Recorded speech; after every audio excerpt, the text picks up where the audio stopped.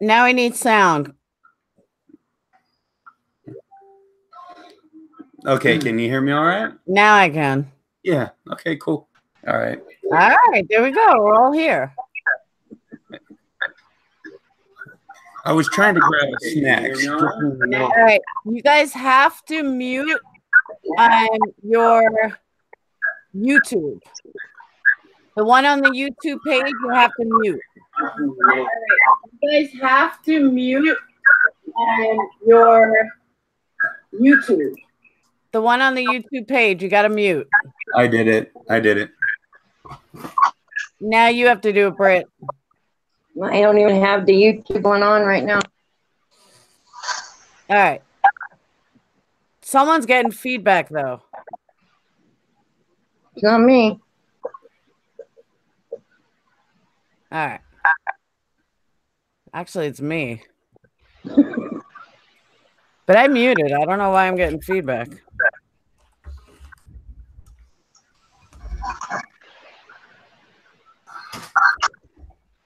No, it's not working. But I am going to have to use a headset.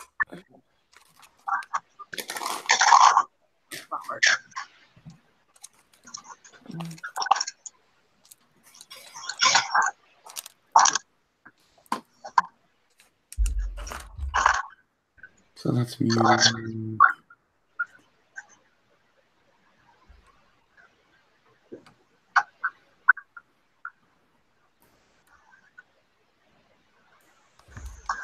All right, guys, speak. Okay, so can you hear us? Yeah, I can hear. And here's Brett. All right. So now I gotta close out some of these windows. All right. So you guys are on. You're ready? Sure. Let me introduce you guys. So Britt, this is Ryan. Ryan, this is Britt. I've known both of you for a long time. Hi. How you doing? Interesting is that you both claim to be like experts, but yet you both have totally different views about what happened. So that's why I think it'll be a really interesting conversation. Okay. Well, it'll definitely be interesting. Let me. I never professed to be an expert. Well, you said you know a lot. So she professed to be an expert. I just said I know a lot. Okay, I'm already off the hook. I'm good.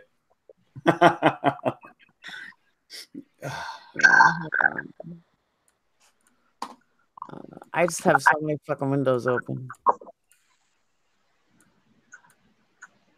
Is that why you're getting a little bit of the feedback, or what do you think? I have no idea if I'm getting feedback, honestly. You're definitely muted. I mean, I muted you on YouTube, so you're muted. No, I don't know why I'm getting feedback. It's really strange.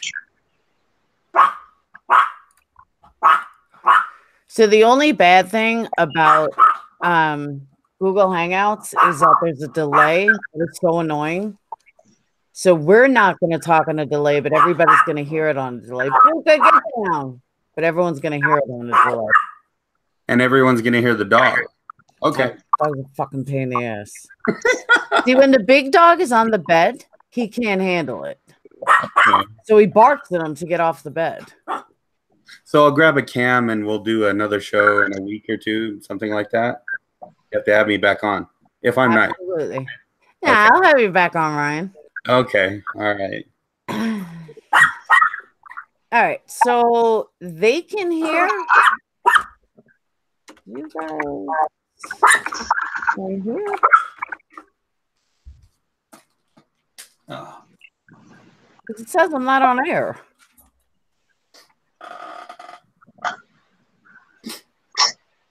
Wow, that's weird.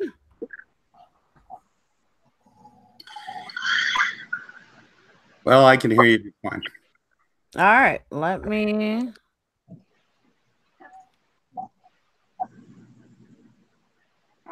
Yeah, because on Google Hangouts it says off air. Off air. Well, you have to just be on air if people can be sending you comments saying they can hear us and see us. Oh, it's just weird. I don't know why it's showing off air.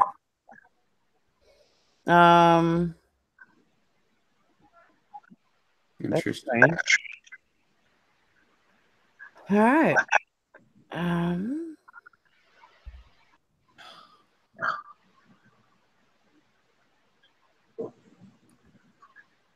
wonder if it automatically goes on at like 7:30. Because that's when the time is set for. I wonder if that's when it'll automatically go online. So you jumped the gun and here we are. 13. No, because I didn't know if you guys were going to have problems setting it up. Hey, guys, I didn't know if you guys were going to have any problems. So I was like, you know what? I'd rather go early than like start at 7 and then, you know, there were so many problems. But actually, it kind of went without a hitch. Got it. Okay, so now I can see the comments here. Okay, I can see the comments now. Thank you, Shauna White. I appreciate that. Yes, somebody still has feedback. It's not me. It can't be me. Not me. It's you, Britt, because I can hear it when you talk. It's dead silent here.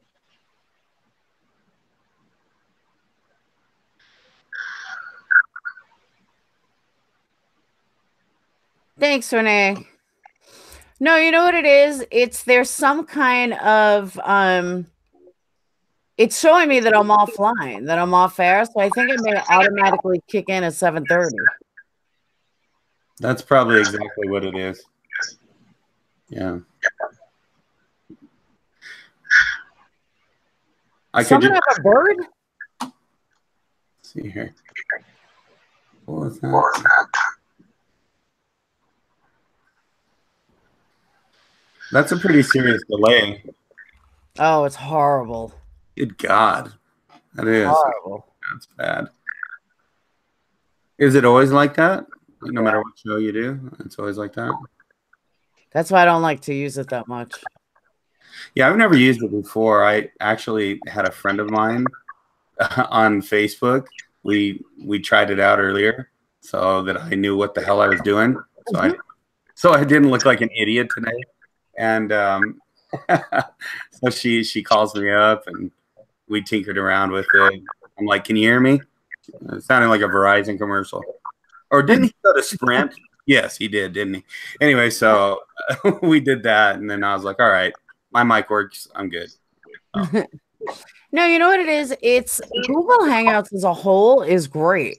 But Google Hangouts on YouTube has this like 5 to 10 second delay. Oh, okay. Okay. But I heard they're getting rid of Google Hangouts. I was like, no way. It's nice. I like it, actually. Right. So we can start. I mean, if everyone's saying we're live, we can totally start. But the only thing I'm afraid of is it may not be recording till 7:30. And then people want to watch it after. We're kind of screwed. So we could just sit here for 10 minutes and... Please start. All right. The Hangouts what they're using in Lars broadcasting to us to a three-way call, so to speak. It is recording. See, I don't know why it's saying off air. So, all right. I mean, we'll start. So, guys, introduce yourselves so everyone knows who you guys are. They know who I am. Ladies first. Go ahead. I am Brett, also Aftershock. And you're from?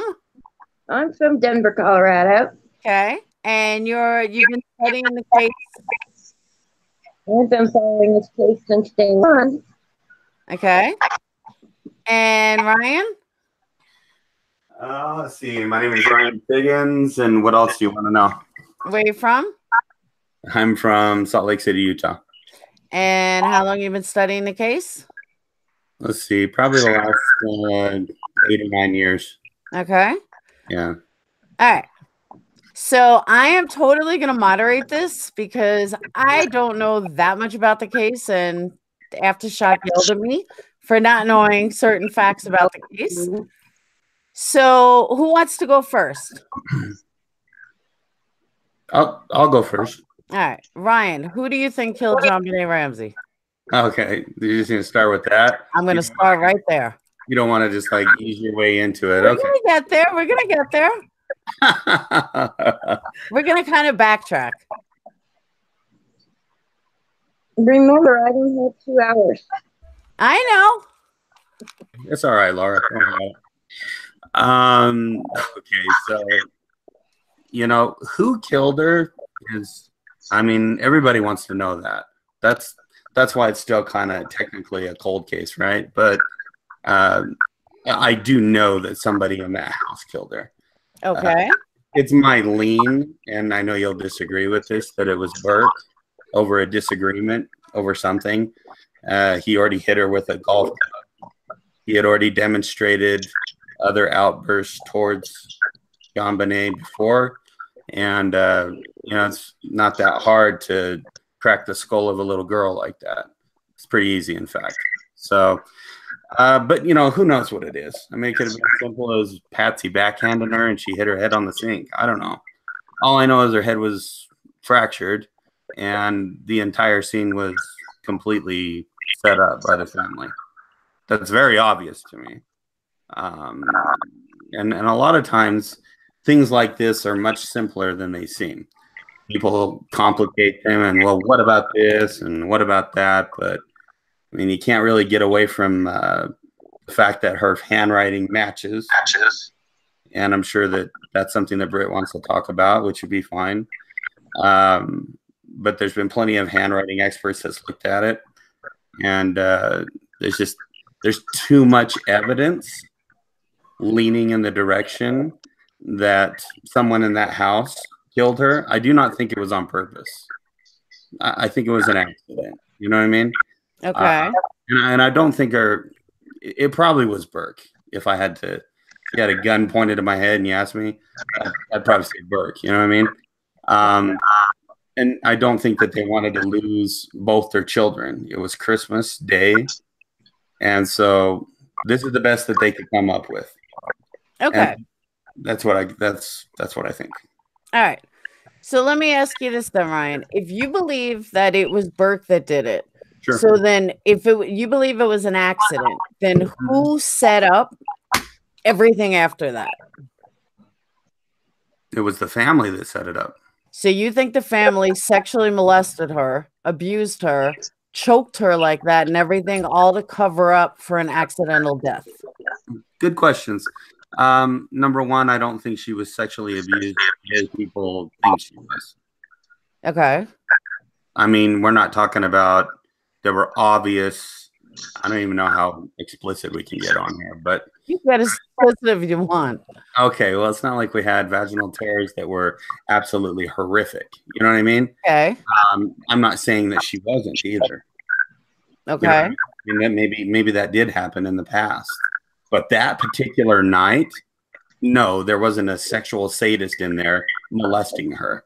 Okay. It would have been ravaged. And they didn't even take her with her. It's supposed to be a kidnapping, right? What kidnapper writes a note and then leaves the body there? You got to have some collateral if you're a person who's going to have a ransom. You got to have the collateral. The collateral is the child. The child's dead. She was killed in the house. She died, and they covered it up. They just had a lot of money. They had a lot of high up people that helped them out. Okay. It's not the first time we've seen people get away with it. Look at O.J. Simpson. That's true. I won't deny that. All right.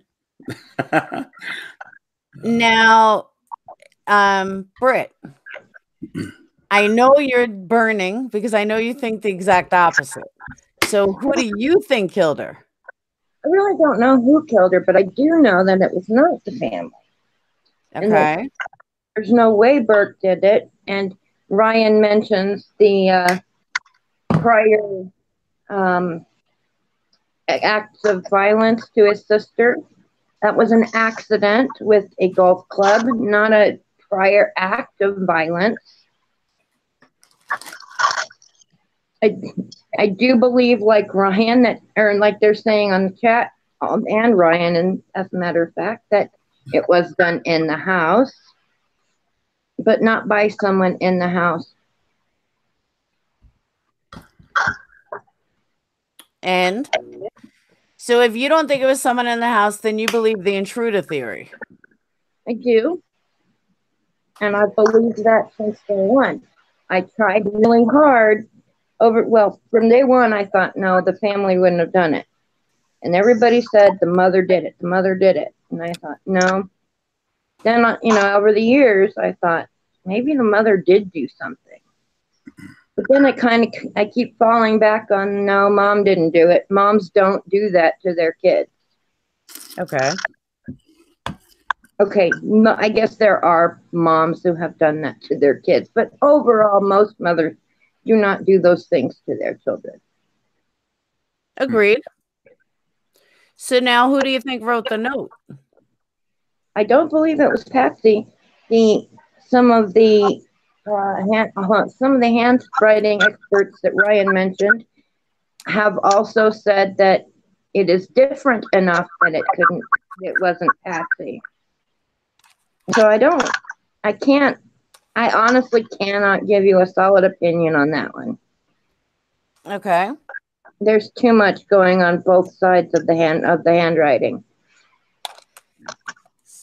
Oh, So, Ryan, do you think Patsy wrote the note? No, 100%. Of course she did. Okay. No doubt. No doubt. When they were doing the handwriting comparisons, one handwriting expert came up with 55 comparisons that were, correct with hers and the note. Just to give you some odds here, if you and me wrote that note 5 times, we wouldn't even come up with those numbers. All right. So she wrote the note, whether she wrote part of it and then John jumped in there and wrote some of it, and they had to make it look different enough, you know what I mean, to where it wasn't 100% Patsy's handwriting, because they knew a handwriting expert was going to look at it. They knew that. So, I mean, seriously, what intruder goes in the house, okay? Nobody hears him somehow, and then goes upstairs, grabs JonBenet, and then goes downstairs. I don't know how all this happens, okay? I'm just throwing that out there. And then writes a 3-page ransom letter, and then doesn't even take his collateral with him. Leaves her downstairs, wraps her up in her favorite blanket. Really? I'm sorry. I think every piece of evidence points towards she's absolutely killed in the house. And I can't be as I said, I'm not 100% sold on the fact that it was Burke. It very well could have been some deep, dark secret between her and her mother, or even John. A lot of people have thought it was John. But I do know that it was the family, and they had to cover it up because there's no way they could take the body somewhere else. A lot of people have talked about, well, if it was a kidnapping, why didn't they take the body somewhere else? People would have seen them leave the house. So they couldn't do it that way. So they had to make it look like it was a murder, when in fact it was just an accident. Any thoughts, Britt? None of that. No. So what are your thoughts on what he's saying? Well, I just get frustrated even listening to it. So I'm just keeping my mouth. Respond. That's why you need to respond. I'm also trying to read the comments here and answer some, kind of thinking about what the people who are watching are trying to say. I don't believe that anybody in the house wrote the note. I do understand where he's thinking all of the kidnapping stuff. Why is that body not out of the house? Makes sense. We'll put some more light on.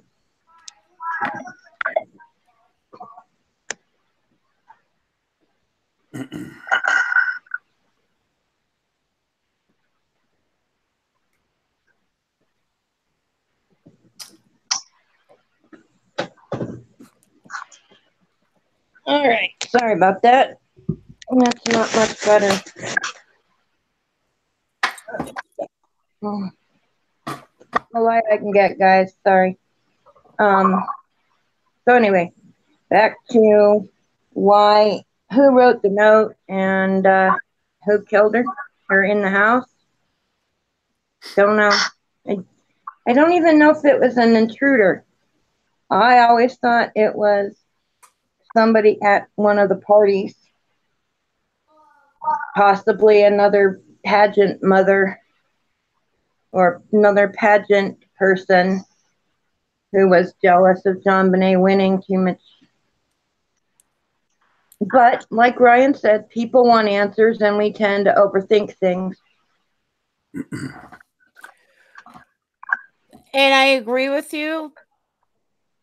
But tell me from your side, what's different in what he's thinking and what he's getting at. I already did. He flat out said it was somebody in the house. They wrote the note and they all three took turns writing the note, basically, so that it would be different. Well, they did many handwriting samples over many years, and still they were able to say that John and Burke had nothing to do with the writing of the note. But they didn't say Patsy didn't. They didn't say she didn't, but they did say, some of them did say she probably didn't. But why would somebody outside write a 3-page letter, a 3-page ransom note? Why would anybody in the house write a 3-page ransom note? Trying to cover it up. That part is messed up no matter how you look at it. No ransom note should be 3 pages long, whether it's written by somebody covering something up or somebody making a big conspiracy. But somebody very intelligent like Patsy is going to write a 3-page note trying to stray away from it. And it was written on the stationery from inside the house. Well, that doesn't make her very intelligent then, does it? But it's obviously she wasn't going to run to the store. Well, no, that would be stupid too. But to sit down and write a 3-page ransom note on your own pad with your own pen that's not a very intelligent thing to do. And I agree. But as Abba just said, and I agree, the ransom note was to throw off law enforcement that it happened inside the home. Or my crazy theory is that they found her dead and they didn't want them pointing it at them. So they decided to, So they decided she wrote a note just so they didn't automatically look at them. That's my theory. And I've always said that, but I think it was an intruder. I don't think Burke did it. They automatically looked at them anyway. And they were the only ones who ever got focused on. That what? They were the only ones that ever got focused on right up front. The Boulder police had never seen anything like this before in their lives. At the time. This was brand new for Boulder. They certainly have now. Oh yeah, they've seen plenty now. JonBenet and plenty of other stuff having to do with college campuses. I have a Really? really quick, if I could interject really quick. I have a question for Laura. Laura, okay, even though this is for me and Britt here, but I have a question for you. Do you think that she wrote the note? Yes, I do. Okay, so if you think that Patsy wrote the note, why in the world would there be an intruder? Because I like Lou Spitz's explanation more than CBS's. Mm-hmm. But more on top of that, I also, all right, since the feedback's not me, I'm taking off the headset because it's driving me nuts because I wear it all fucking day. Hang on a second. Okay. Because I thought maybe it was the feedback with the microphone, and I realized it's not. So I am taking it off. Hold on. So do we know what's causing the feedback? No. It might be someone's microphone's too loud. You know, that's another mystery that we can solve another time. We'd be left just a all right. So, all right. I believe that she wrote the note. I do. But I do not believe that Burke did it for numerous reasons. One, there's no way that a 9-year-old would do all of that. I mean, he would be sick. And if he was that sick, guess what? He would be, if he was that sick, this wouldn't be his only murder. This wouldn't be his only, he would have been in trouble for something else. If he did everything that happened to JonBenet, that's why I don't believe he did it. He was a 9-year-old kid. No matter what, that he was taught how to make knots and all that shit. I don't care about all that. There's no way that I'm going to believe that he twisted it like that. He killed her like that. He did all these things to her. I just don't buy it. Well, maybe he just hit her in the head with the flashlight.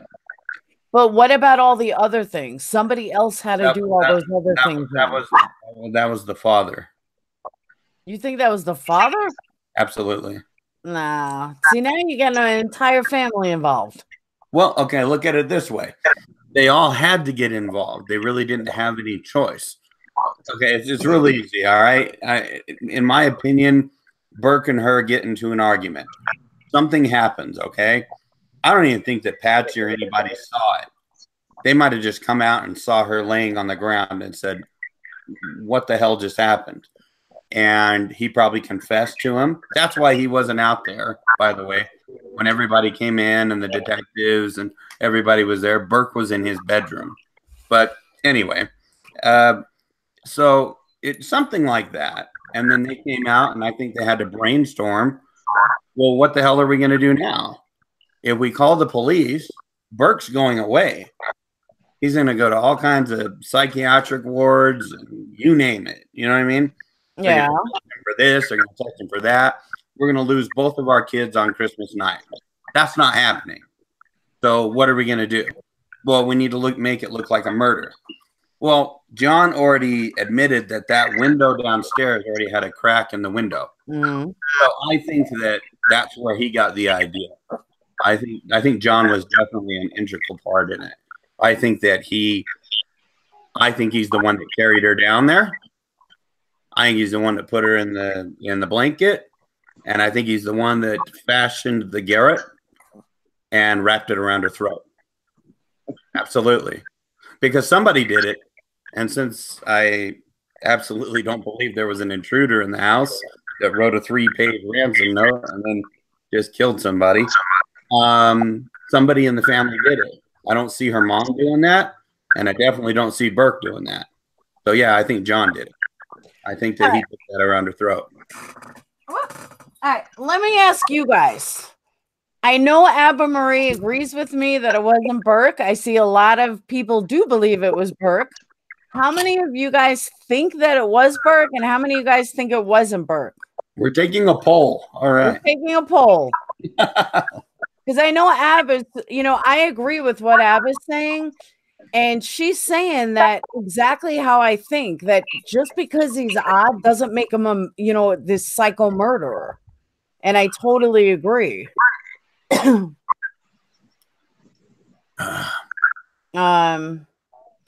again, there's a delay.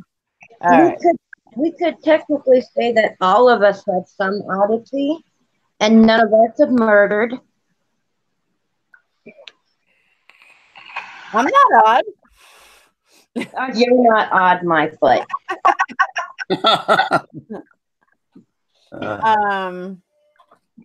We're all normal. All right, so Brad thinks it wasn't Burke. Panobs think it wasn't Burke. Okay, I have a question. For the people that don't think it was Burke, all right, if does every person that doesn't think it was Burke think it was an intruder? Because if you think it's an intruder, okay, then I think that you must prove without a shadow of a doubt your point. You must have evidence to that point. And I've got evidence that shows that there was a flashlight there. There's an indent on her head exactly matching the flashlight. He had a train set, and there's the matching marks on the side of her head. From that, people want to try and say it's a taser. It just, none of that conspiracy crap makes any sense. What makes the most sense to me is that she was killed most likely by Burke. That's it. So it's on, the onus is on them to find another plausible outcome to this situation. Why in the world would someone go in there, write a ransom note of 3 pages long, leave the body downstairs, and then leave? Okay, so then why would Lou Smith make up an entire story? He's one of the best investigators at that time in the country. Why would he just make up a whole story? I don't think he made up a story. I just think he's wrong. And you're entitled to that.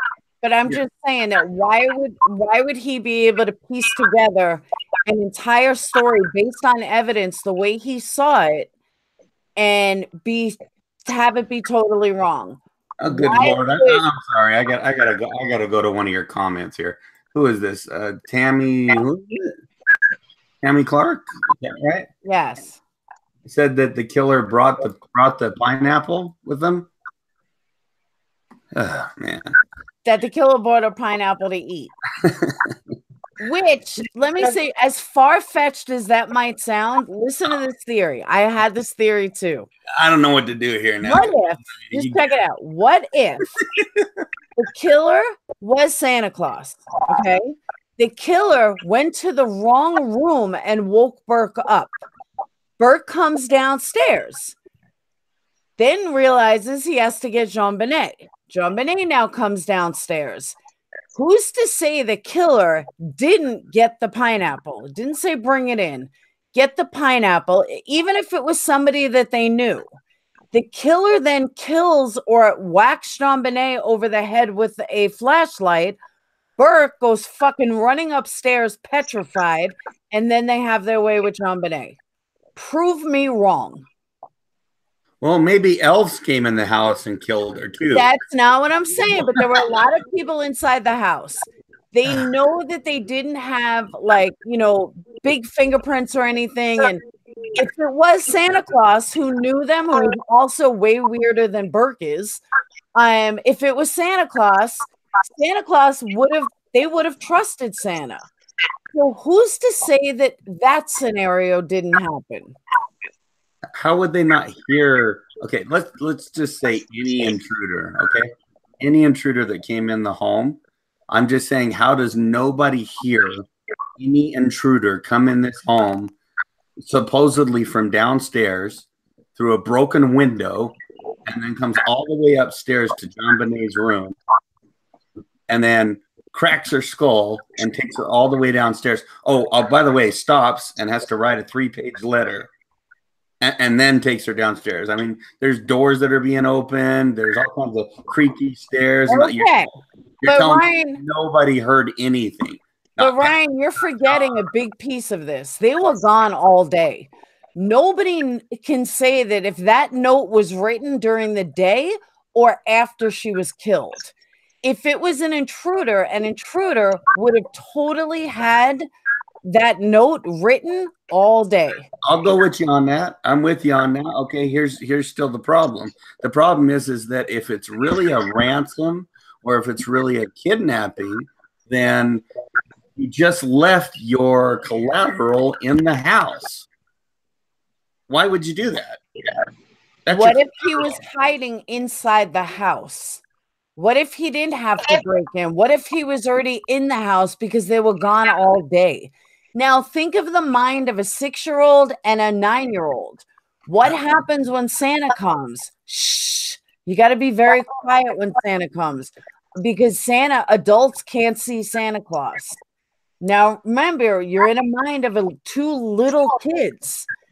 And if mom and dad see Santa Claus, or mom and dad know that you're seeing Santa Claus, you're not going to get any presents. I mean, you have to put yourself in the mind of a child. And that's why nobody heard. That's why he could have got away with it. Now, I'm not saying that it was the Santa Claus that was there, the one that they investigated is now dead, or it could have been. It could have been the kid that committed suicide, could have been him as Santa Claus. I mean, there's different possibilities of who it could be as Santa. But, taking what Lou Smith said also combine it with what I've thought over the years. And, it's very easy to say she wrote the note after she was dead. But that may not be true. We have no idea when the note was written. We do know that they were gone all day. So it's very possible that the killer had all day to write a 3-page note. And the boot that they found, the boot print didn't match any of them. Then you have the kid that killed himself. Why did this kid kill himself who had a boot that matched? Why? I mean, this has to be correlated together. So my own personal theory has been that the intruder was there already. He was there all day, probably wrote the note all day because he had hours on end waiting. And then he snuck into their room. I really think that part of the reason Burke is so weird is because maybe he saw something and freaked out and went into this complete shock and has never gotten over it. I think that would be most kids. And if he had something wrong with him to begin with.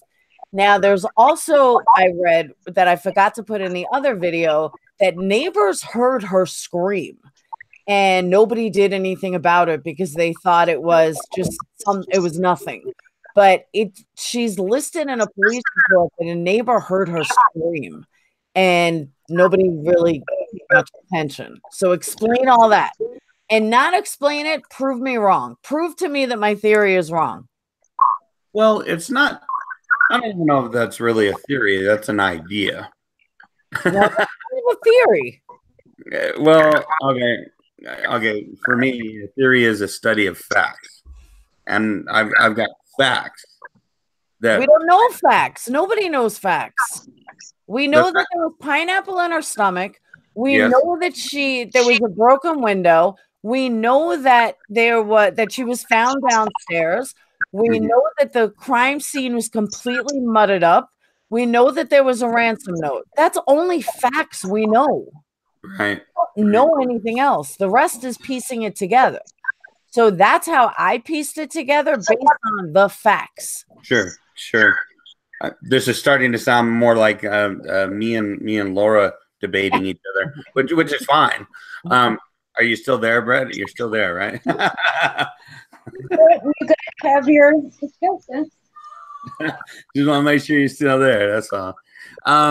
For me, I mean, there's so many different reasons why I know that this is already it's already a done deal. It's just nobody's ever going to get convicted. One of the pieces that I look at is when the detectives showed up. They were shorthanded. It was Christmas. And she shows up and, they flat out ask her, do you know who killed her? Do you know who the killer was? And she said, I absolutely do. And she was actually counting how many bullets she had in her gun to make sure that she could actually get out of the house correctly. There was no doubt in this detective's mind. There's no doubt in her mind, looking at what she was looking at, that this family had constructed what they were looking at. There's no doubt in her mind that they had killed her or she had died by accident and they made it look like a murder. Whatever their reasons were, she didn't know. But she knew that that murderer was there. As far as some of the things that you're bringing up, Laura, that's not provable or unprovable. That's kind of like me saying, hey, there's a God. You know, well, I don't know if there's a God or not, and nobody knows that. That's why I'm agnostic. But, you know, I mean, somebody could have been hiding in the closet all day. Okay, I guess that's possible, but we don't have any evidence for that. It wouldn't require a closet. I mean, they have a big house, a big empty house. Sure. So, you know, to go with it could be a closet they were hiding in all day. They wouldn't have sat in a closet all day. It could have been, but the thing is that we don't have any physical evidence that there was anybody hiding in a closet, or we don't have any DNA showing that there was somebody sitting somewhere, you know what I mean, waiting all day. That's just an idea, is what that is. Ryan, but what do you say when this is something? I mean, look at how bad the cops fumbled this in the first place. Oh yeah, no argument there for me. They even fumbled it in the first place because they've never seen anything like this. Mm-hmm. Now, but they hadn't then. The cops that are there now, they would have seen all this stuff by now. And so if this murder were to happen today, there would be no issue. They did figure it out. But this is still looking back. That was 20 years. I think if we had the right cops on the scene, and it hadn't been on Christmas Day, and they'd showed up and processed the scene correctly, Patsy and John would have gone to prison. Absolutely. Yeah, no doubt in my mind. I would need hardcore evidence to sway me a different direction. It's nice to entertain ideas like this, like the sanity Laura's talking about. I think it's nice to entertain things like that. But as far as like evidence, the evidence I have points directly to the Ramseys. That's it. It doesn't point to anybody else. Well, I'm sorry, say that again. We see the evidence as we desire to. That's like saying when we were watching the ABC special, that all of a sudden everything they said was right. Well, half the stuff they said didn't fit into anything we know. Well, what did fit in, and I remember Laura saying when we were first going to do this that you were going to refute the handwriting, and the handwriting samples that were given, and the different experts that looked at it. I mean, in order for you and me, let's say, or Laura or anybody else, okay, if we were going to try and duplicate what she did, okay, and make it look like her handwriting or the handwriting that was on the letter, it's actually an impossibility for you or me or anybody in that chat room to do what Patsy Ramsey did. She wrote the letter. And there's no other reason for her to write the letter unless she knows what happened to her daughter. So in my opinion, 100%, she took it to the grave. She knows what happened. I disagree with you. I already know you disagree with me. So how do you disagree, though? Like, explain how you disagree. We've had plenty of people say, and plenty of evidence shows that not just police handwriting experts, but independent handwriting experts have been able to say that it was not similar enough to call it Patsy's. And then you've got the other side of that is it's not different enough to be Patsy's. Either way, it's not enough to be the family handwriting. Yeah, I mean, I could go on the internet right now and find multiple sources that would show the handwriting was absolutely Patsy Ramsey's. I mean, they knew it. They just couldn't convict her because they didn't have enough evidence beyond her writing the letter. They couldn't prove that she killed her. They couldn't prove that she carried her downstairs. It's the other circumstantial things around this case that make it so intriguing. Just I agree with that. I think it's very intriguing. I think if we all could had a time machine, Back to the Future, and we could jump in there with Marty and Doc and go back there and see what actually happened, I think it would be similar to what I'm talking about, but maybe the actual particulars of how it happened might just blow us away. You know what I mean? But it wouldn't be some burglar sneaking in with pineapple in his hand or whatever it is. You know what I mean? And the pineapple came from the fridge. I'm not saying it didn't, but what I'm saying is that being that it was Christmas Day and it was little kids, we have no idea if it was somebody else that they trusted that Burke walked in on them. I mean, this is all facts too. True. Burke had no blood on him. He had nothing on him. No blood was ever found on his clothes. No blood was found on any of their clothes. Patsy was wearing the same clothes that she was wearing the night before. I mean, there's just too many things, in my opinion, that point away from Burke and the family as far as the actual killing goes. Yeah. I don't think that when he actually hit her with the flashlight, which is what I think happened, I don't think that caused a great deal of bleeding on the outside per se. You know what I mean? I think that the bleeding was internal. So I think she had internal bleeding, and that's what killed her. The rest of it was just for show, to make people think it was a murder. They had to make it look like a murder. I mean, they had no choice. And I'm not sure the mental, capacity it takes to do something like that. I'm not sure how John brought himself to do that, because I'm pretty damn sure that Patsy didn't do that. I mean, that kind of goes back to what we were talking about with the mom. What mom could kill their kid, and even though some have, most wouldn't, right? So I don't think Patsy killed her, but I think that she freaked out. And I think that together they said, well, we got to figure out a way to get out of this. Whether it was Burke or not. But why are you assuming that the note was written after JonBenet was dead? Well, you did bring up a point. Sorry.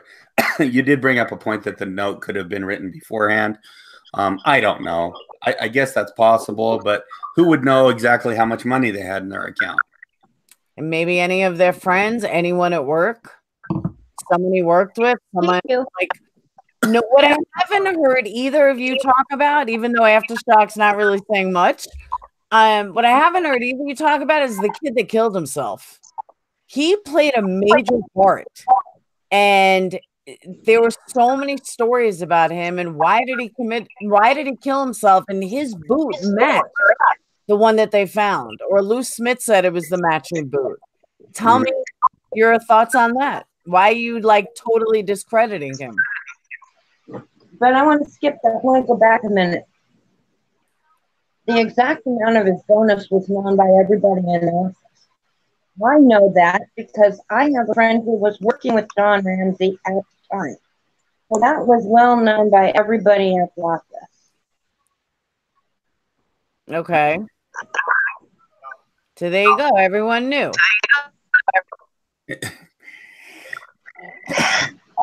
What's your theory, Ryan? Yeah, well, yeah, I've had no heat on me until this point, so that's nice.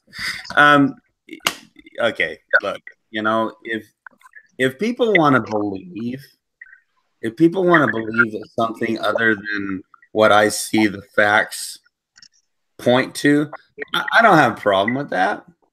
I don't have a problem with people coming up with different ideas. You know, it's kind of like talking about JFK and why he was killed and how was he killed and was it the government or was it a cover up because he was a people's president. So, I mean, you could get into a huge thing about that. You know what I mean? And people have got all kinds of ideas about that. All right. But this right here, it's undisputable that those three people were in the house with her.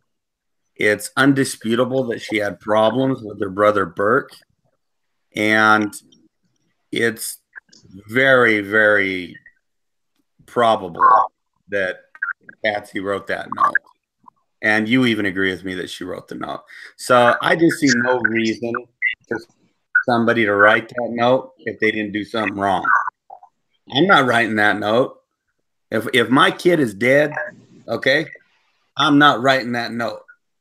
Okay, if I woke up and I found my daughter dead, strangled, her head's cracked open, whatever, I'm calling the police and I'm saying there's a murder. Somebody's murdered my child. I've also got a note here on the door, on the table.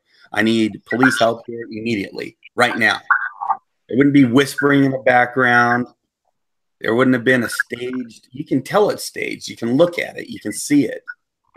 So, and even to the trained eye, to that detective that first showed up on the scene, she knew. She knew right away. I always tell you, go with the gut. You know what I mean? But the evidence also points in that direction.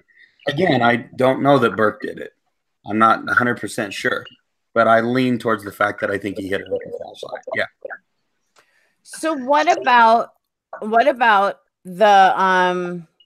what was it called? Oh my God, I totally forgot. I forgot what I was gonna say. Are we gonna go back and talk about Santa Claus again? I just want to know. Don't be picking on Santa. Come on, man. I want to get a smile out of it. Come on, man. I was trying. My reindeer jammies. I was trying. Come on. They're like seedies. And they're warm. Right? I said, and they're warm. Oh, yeah, that looks good. That's a good look for you. I like it. But my whole thing, though, is don't take it off. Put it back on. I'm not. It's a whole one piece. It's pajamas for the pajama party later. Okay.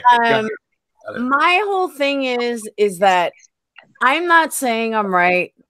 I'm not saying I'm wrong, which is hard for me to do. But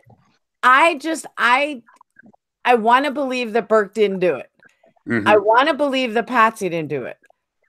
You look at so many cases where the obvious is there, but it turns out that it wasn't the obvious. Sure. And I think we've come accustomed to so many things. Like, look at OJ. OJ is guilty as fuck of that murder. Whether he had help or not, he is guilty as sin. No doubt. All the evidence pointed to him, and he walked away free. Casey Anthony, guilty as fuck, and walked away scot-free. Yep. Then you have the other side, and you do have, 5% of prisoners in jail that look like the obvious, that look like they did it, and all the circumstances point to them doing it, and then they walk free because they never did it. Yeah. So that's kind of how I feel about this case. My gut tells me that it was an intruder, that it wasn't somebody in the family. My intuition on cases is usually pretty damn good. But just we don't know anything. And I just think that as easy as it is to say that Burke did it, or as easy as it is to say Patsy did it, I still think it's just as easy to say an intruder did it. Just my opinion. I like what you said about, there's people that have been accused of things, and then it was, okay, I could use an example. It was just like about 3 or 4 weeks ago. I saw a case where This guy was accused of murder, and they sent him to prison for the rest of his life. And over 30 years later, DNA evidence came up and proved him to be innocent. Mm-hmm. And so he spent, first of all, I felt really bad for him. I mean, he just spent 30 years of his life incarcerated.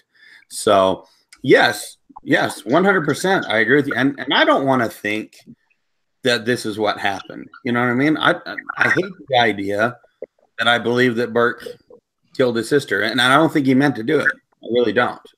And it's sad to me that I do accept that the parents covered it up 100%. As she wrote the letter, and as half-assed as everything was, they did the best they could to keep their child out of trouble. And until I hear compelling evidence the other direction, that's exactly what I'll go on. But there's not enough evidence to convict them, you know, and put somebody in jail.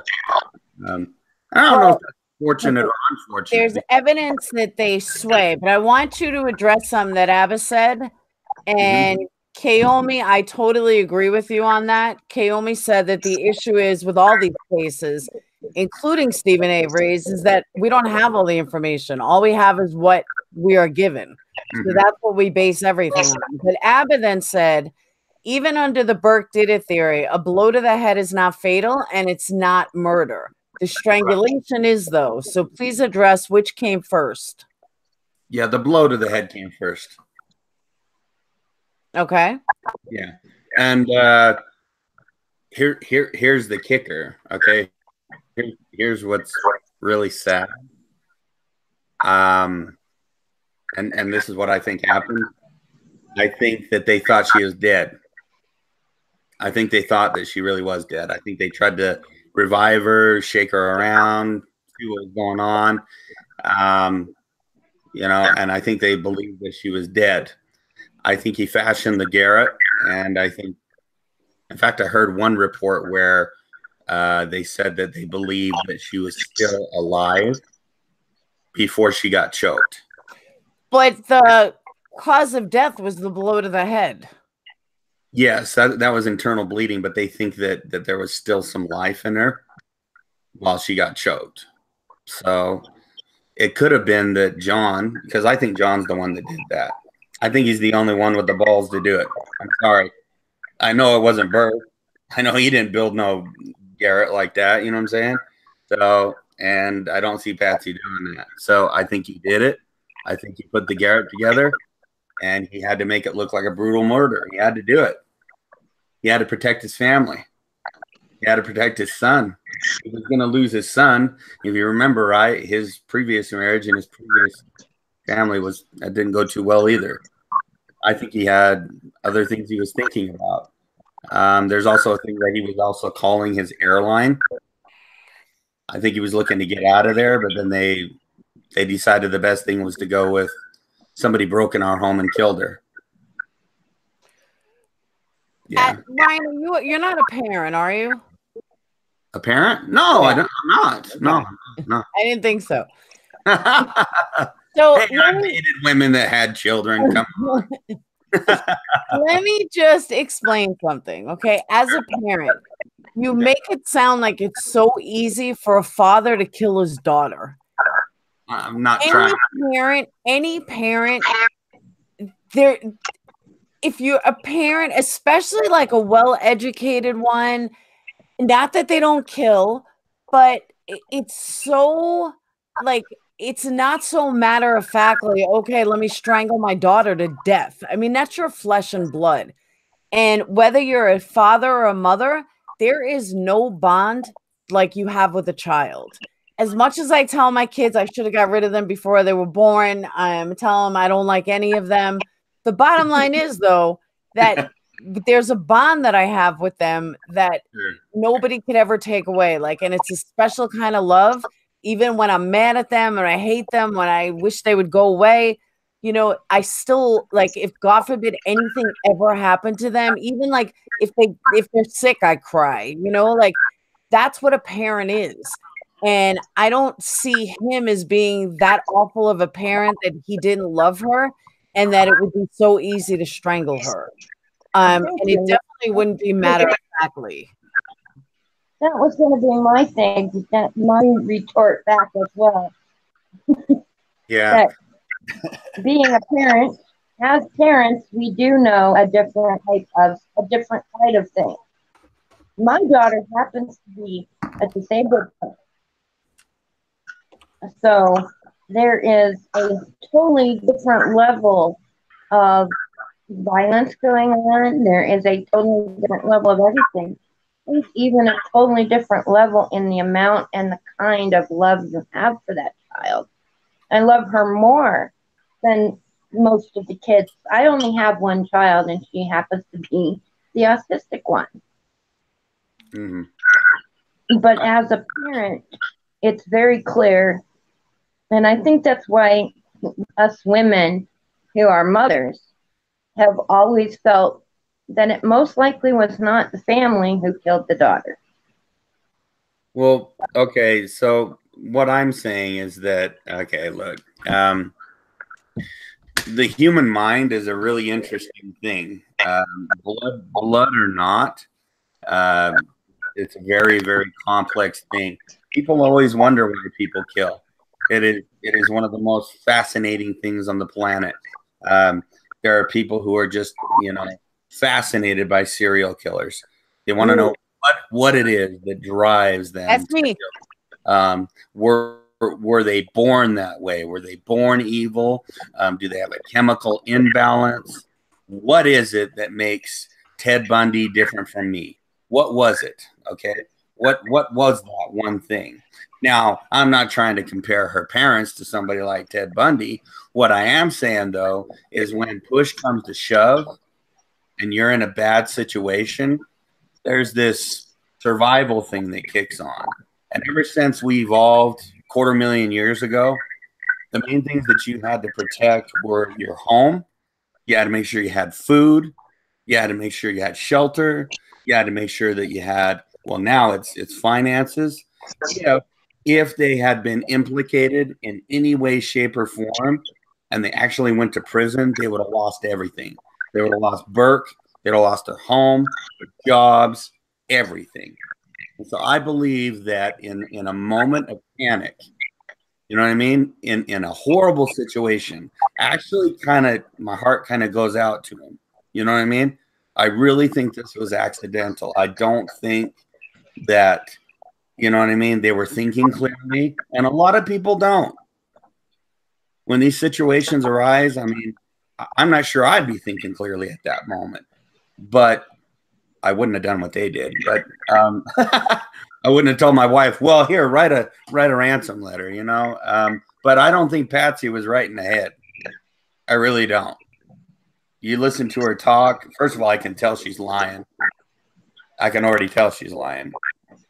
I don't know, you want to call that a gift or what you want to call it, but I know she's lying. But hold on, Ryan. If you believe what she said in the 911 call, she screamed, "What did you do?"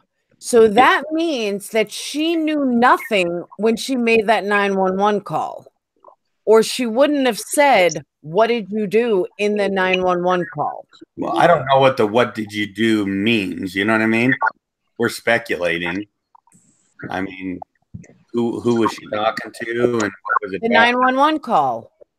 Yeah, but I mean, when she says, "What did you do?" she's not talking to the 911 person. So who's she talking to when she says that? Nobody knows. It's interesting. It is interesting. But I think it also just further supports the guilt that they had. There was something going on. They were covering up something.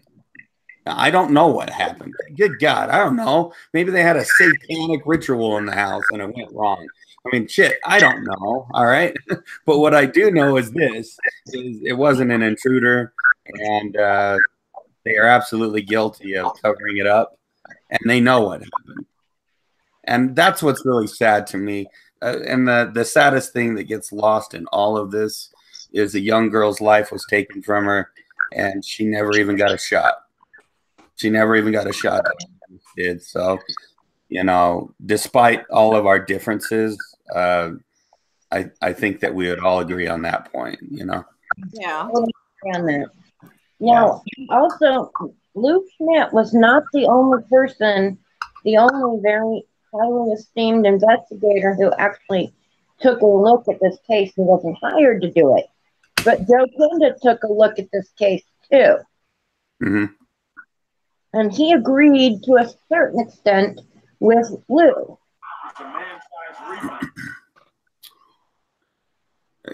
I think the longer this goes on, the more I think that you're going to get a lot of different ideas / theories. I use the word theory very cautiously because theories are really the studies of facts. Hypothesis, that's an idea. I think you're going to get a lot of ideas over the years. I don't think it'll ever be solved. Joe Kenda took a look at the case at the same time as Lou Schmidt was. Mm-hmm. Yeah. It wasn't an over the years thing. It was at the same time. What did he discover? What was it that you think that he discovered that was so emphatic? There wasn't much of anything that anybody knew, including Lou Schmidt and Joe Kenda. But they would have seen a lot more of this prior to it happening than Boulder had. Yeah. Yeah. Because they were both previously homicide investigators. Yeah. Yeah, he was. So therefore they would have, being at the same time as the murder happened, they would have had a lot better of an idea what was going on or how they should have handled the scene than the people in Boulder who got forced to do it. Yeah, they were really inexperienced, and that's the unfortunate part. We probably wouldn't even be having this discussion if the well, we wouldn't be having this discussion. Yeah, it'd be nice to. I mean, I think when I hear about cases like this, I think what all of us really want, we want the answer. Everybody wants to know. I mean, even though I know that O.J. Simpson, was guilty, I still want to see the event. I still want to see it happen. I want to know his part. You know what I mean? I want to know if there was another person there or not. There's a couple questions I need answered, but I know he's guilty. And I think the same thing would ring true for me here. I think that family's guilty. I don't know to what extent. And but I'm very, very confident that Patsy wrote the note, and I'm pretty confident that Burke was involved in some capacity, even when he did the interview with the psychologist afterwards, not when he was older, not with Dr. Phil, but when he was younger. He even did the correct motion because they asked him, how do you think she was killed? And he said, I think someone hit her like this. And he did it like in a stabbing motion, or like you would bring down like a hammer if you had it in your hand. He did the exact motion. It'd be the same thing with the flashlight. It'd be the same motion. I don't know why he would do that, but I think that was very incriminating. So until I see evidence to the contrary, I'll always accept the fact that their family was guilty. So a lot of people want to hear the 911 call. So yeah. There's a lot of different 2-minute videos analyzing it or stuff that, weeded out. So I'm going to play a few of them. So hold on.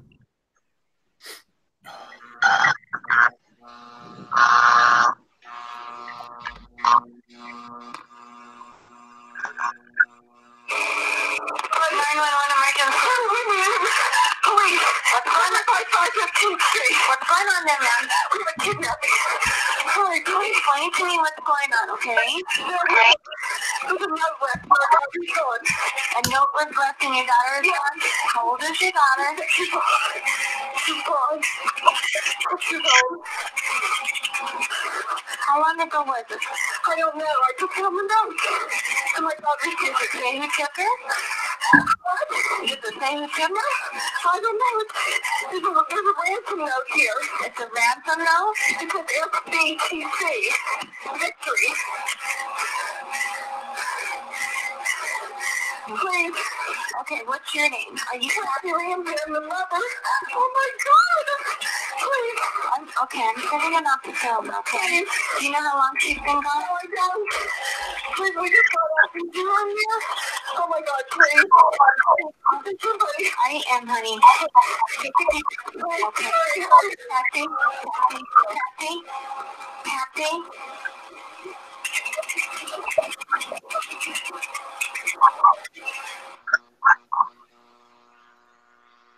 Huh.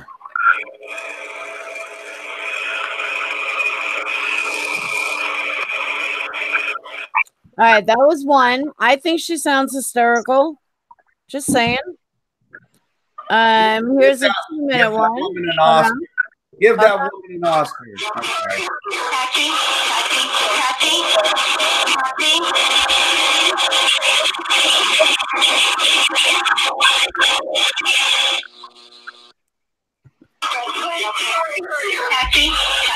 Kathy?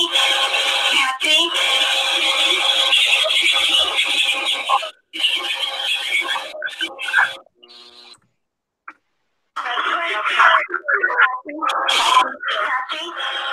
See, people hear things I don't hear. Like to me, all I hear is Patsy, Patsy, Patsy. I don't hear anything else. Exactly, Sean. I'm the exact same way. But after Chuck said she had to go,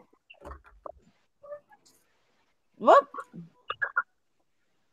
So let me move you back over here.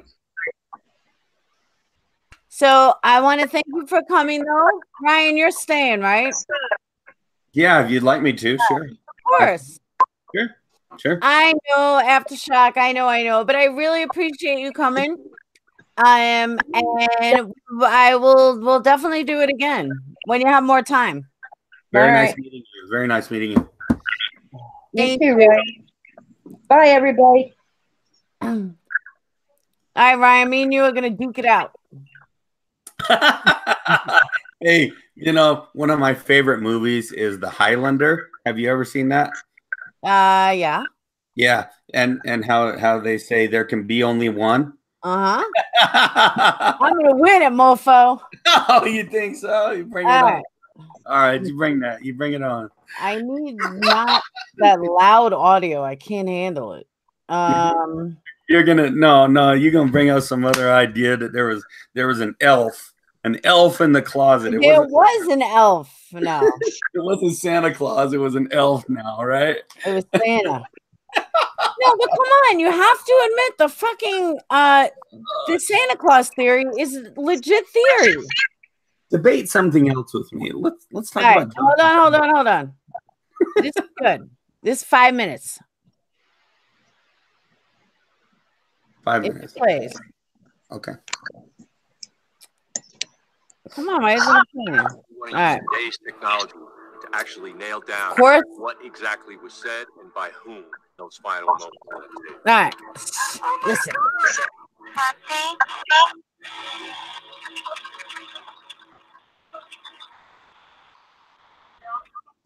Thank you, Cindy. Yeah, what can you do to bring that up? We could try a little noise reduction on that. Kathy?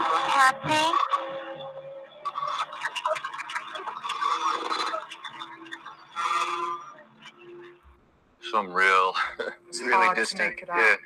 Let's try it again.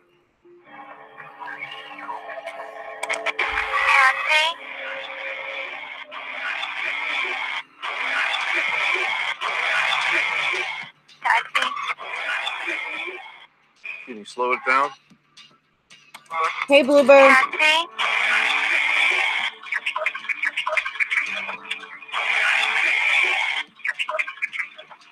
So this is the noise reduced.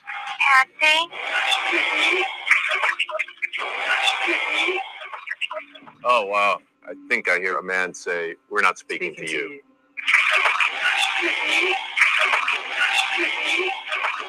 I think that's John Ramsey's voice.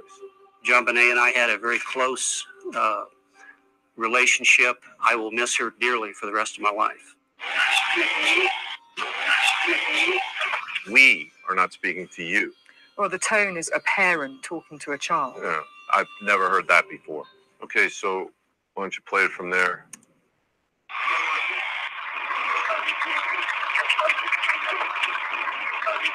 There's another voice. Wow, yeah. A female voice. Can you blow that up and slow it down a little bit? Just a little bit. I don't know. It sounds like Patsy's voice to me. I did not kill JonBenet. I wish I had better hearing. I love that child. Just can you stretch it out a little bit more?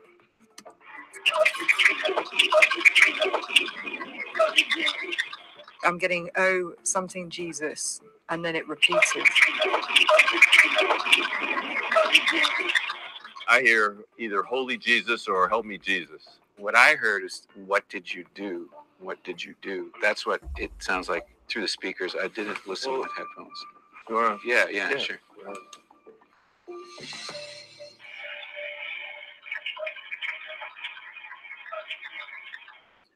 I do hear the Jesus the second time. Let's put that through this noise reduction. Okay, great.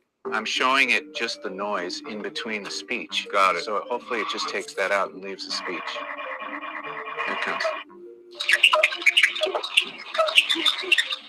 You could be right. It's the same number of syllables, but when you pointed that out, I think I hear the difference between the two sentences. The first part is a little blurry, but certainly what did you do is a very real probability here. That was a good one, Jenna. Okay, so let's go on to the next part.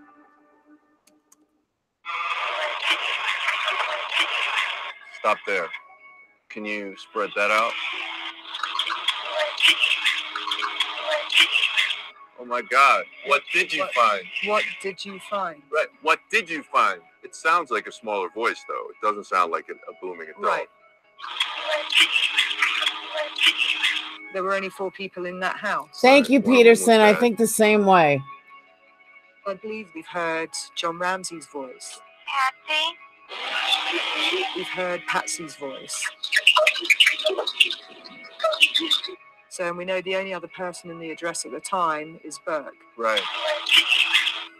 This is hugely significant. Oh my I mean, God. this changes things because their account is that Hey, Emma. Burke was asleep at the time. They made a point of saying he was asleep and he had nothing to do with it, and that they never even asked him whether he heard anything. Patsy?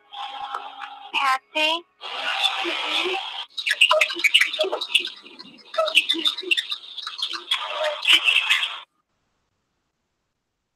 That's it.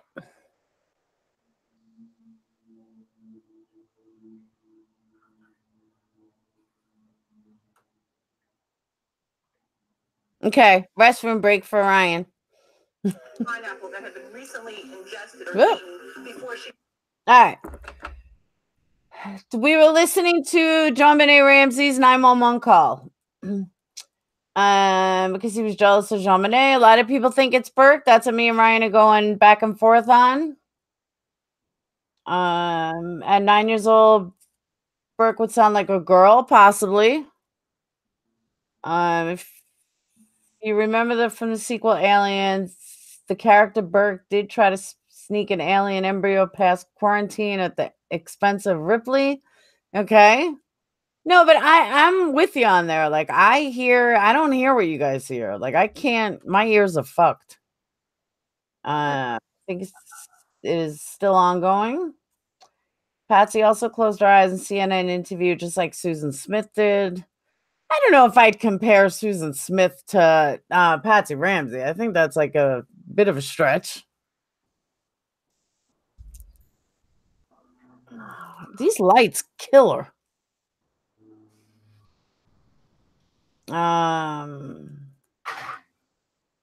We have to be careful not to read too much into words because that's behavioral analysis, the same stuff that the read technique that supposedly makes BD a killer, body language, etc. I think from who we knew was there, it had to be brother, voice in the background. So that's what a lot of people keep saying. That's everybody's theory, that it was totally the brother. And I don't know. I'm just not buying it's the brother. What do I got to get to? What do we got to do to get you to buy that's the brother? Come on now. Come on. What'd you say? I said, what do I got to do to get you to buy that that's the brother? I just don't think he did it. I know he's weird. I don't want to think he did it. No, because nobody is proven to me. Like my ears, that sounds like aliens. I agree with Peterson. That's totally fucking aliens. Alien. There's nothing conclusive. Like Ryan, you haven't been in part of our family here. Like you're new to our family, even though I know you for a long time. Yeah, but our family here, and I've say to you what I'll say again. Circumstantial evidence is bullshit. Anyone can piece together circumstantial evidence. For lack of a better way to explain it, something you and I agree totally on is religion. You can have circumstantial evidence to tell you that there is a God. You can have anyone that believes in religion, it's circumstantial evidence. So to me, you can't pick and choose circumstantial evidence of which works and which doesn't work. I personally think circumstantial evidence is bullshit because anybody can put together anything and make it sound right. Okay. But there's hard fact evidence. And from that hard fact evidence, there are theories. With JonBenet, two complete experts that are both experts have completely different theories on it. Lou Smith and then like CBS people. I can't think of the other investigator or whatever, his name off the top of my head. Yes. But that's two completely different theories, and they're both experts in their own right. So what makes one right and one wrong? Okay, for me, okay, look. For me, the damning piece of evidence is always going to come back to that letter. And if you're willing to accept that she wrote the letter, then you must be willing to accept her guilt for whatever part she was guilty, okay? Whether she killed her herself, whether she helped hide the body, whether she found out that Burke did it and then they needed to put a letter together. If you accept that Patty wrote that letter, all the rest of this is just noise to me. It doesn't really mean anything to me, to be honest with you. If she wrote the letter, that whole family is in on it. Burke showed the motion of killing her. He did not like her. He hit her with a golf club. He put feces all over her toys. He did not like her. He was jealous of her. Or he had autism. And that's what autistic kids do.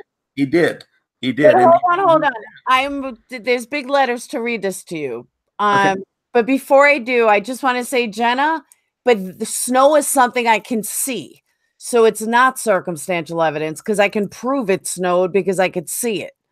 Abba writes, hold on, that if you said, I will tell you, Ryan, what you have to do. Come up with the theory where Burke strangled her first because of the evidence that the head blow came last, lack of blood and brain. No, so, she was hit first and she was strangled later. Based on what? Based on the first preliminary evidence.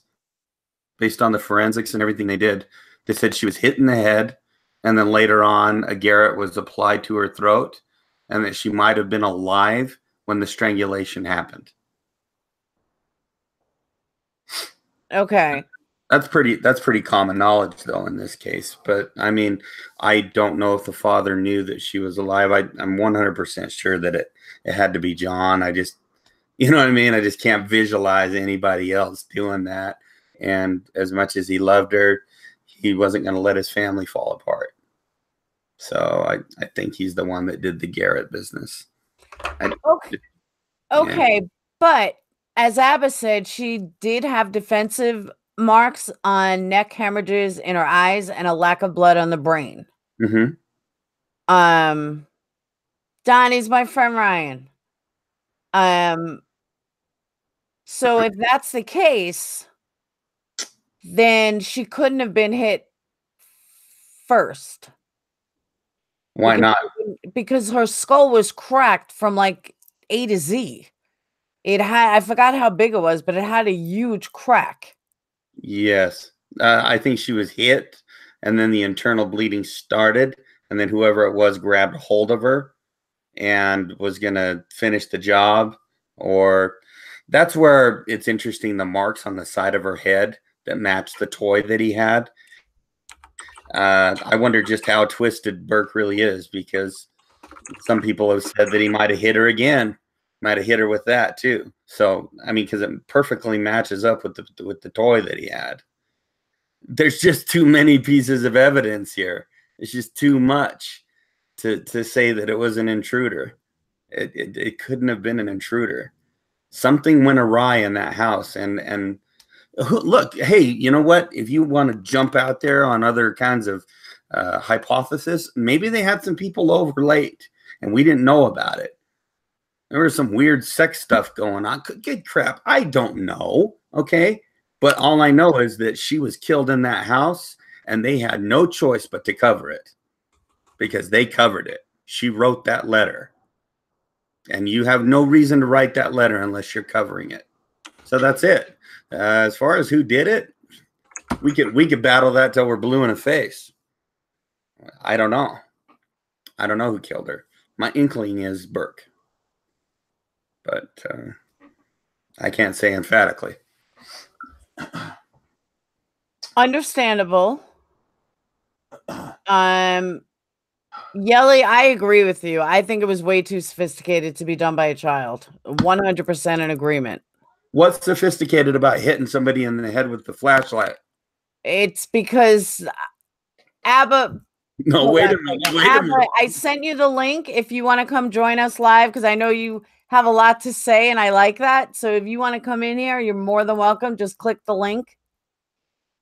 Who is this? MZ says, Don, I agree. She hit her head. Okay. Hit her head on the toilet or the bathtub by mistake. Yeah, I don't believe that. Well, no, these are plausible ideas, okay, that could have happened. Maybe Patsy got in an argument with her because she wet the bed, got pissed off, yelled at her, she slipped, she fell, she hit her head. I mean, her head was really cracked open. I mean, it was, when they did visuals of her skull, that was a bad shatter. So maybe it wasn't the flashlight. This is just an idea. It's because you know, on her actual head, there's indentations that matched the flashlight, and they reenacted it, and it really added up to Burke hitting her in the head with the flashlight. But it could have been something else, sure. My point is, either way, the family's guilty. That's my point. You know, they're guilty. But why do you automatically, not automatically think they're guilty, but you have to admit that there's room for error. There's room to believe that they didn't do it. There's room to believe that there's other theories out there that are possibly true. There's a reason. There's a reason why the lead investigator or a lead sheriff or whoever it was did not charge them. I mean, that's a little girl, like the biggest case ever. And anybody that solved this case would be like a hero because it went on for so long. So even if it was like 10 years later, 20 years later. Right.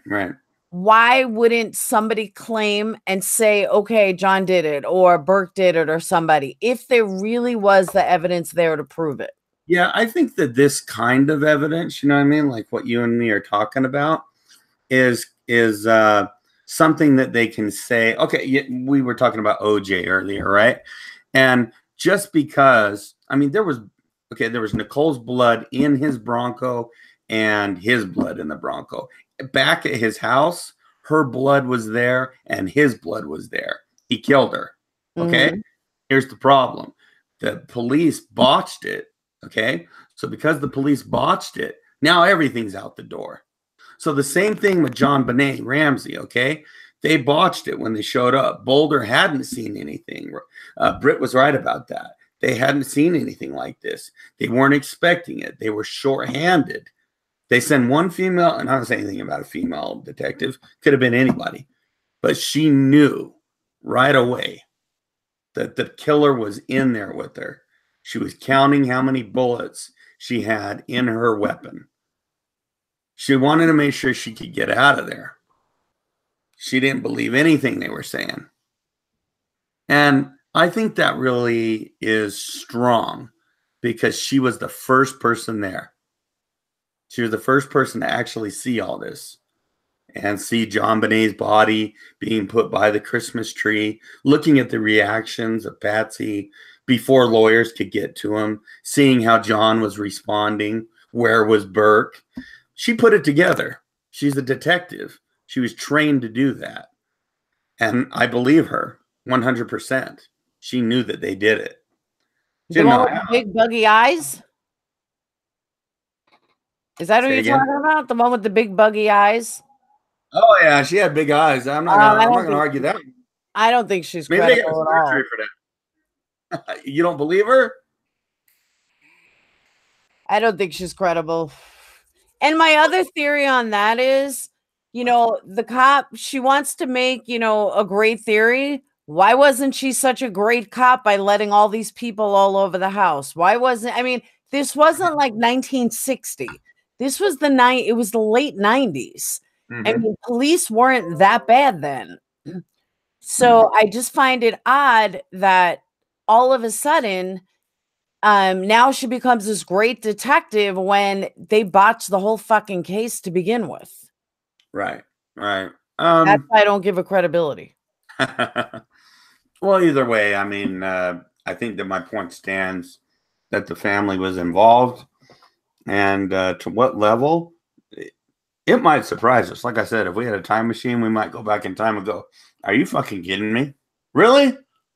That's how it happened?" You know what I mean? So it could be that bad. You know what I mean? So I don't want to argue it to the point, you know, we're beating a dead horse, but I won't back off the position that she wrote the letter.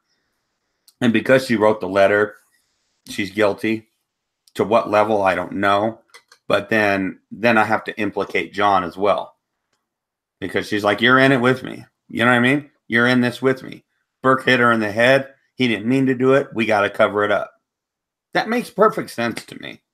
You know what I mean? Completely plausible. It adds up with the evidence that we're looking at. It you know, I think we make it too complicated. It's simpler than you know, I think we're complicating it more than we need to, which is fun. but the truth is the truth. That's a lot of people's theory on making a murderer. That Stephen's guilty, all the evidence points to him guilty, and we're making it more complicated than it needs to be because it's Occam's razor all the way. Mm-hmm. I totally disagree. And a lot of people disagree, obviously. But to me, when it comes to murder investigations, when it comes to criminology, sometimes the obvious is not right. Sometimes the obvious is not the best answer. And I mean, that's why 5% of innocent people are in jail, because the obvious is not always the answer. So I have to disagree there. Like, I just don't think the obvious is the answer in this. I think it's way more complicated, which is why it's still an open case, which is why it may never get sealed. And unfortunately, it's just the way it is. It may never change. I'll agree with you there, that it won't get solved. And I do agree with you on, you know, there's a lot of cases out there like that where you don't get the resolution that you want. Everybody wants justice. Everybody wants the answer. Everybody wants to know what happened. You know what I mean? And we don't have a time machine. We can't go back and do it. You know what I mean? The police can't go collect the information correctly.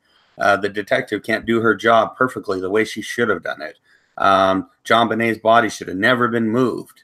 You know what I mean? All sorts of things, okay? All sorts of stuff that should have been just put right in there. I mean, the Ramseys were able to lawyer up pretty quickly. They were able to kind of put a hush hush on it. You know, their best stab at him was right when they walked in that door. Right when they walked in that door, if the Ramseys are guilty, let's say I'm right, okay? That's your best stab right there. You got to ask the right questions. You need to be trained properly in order to say, okay, so let me get this straight. You're telling me that there's a kidnapping letter here. It's 3 pages long, correct? Okay. Why would a kidnapper leave that there and we've got a dead body sitting here? But they didn't know the body was there at the time. No, after he drags her body up and puts it in front of the Christmas tree. I want to know his reaction. I want to see his face. I want to see Patsy's reaction.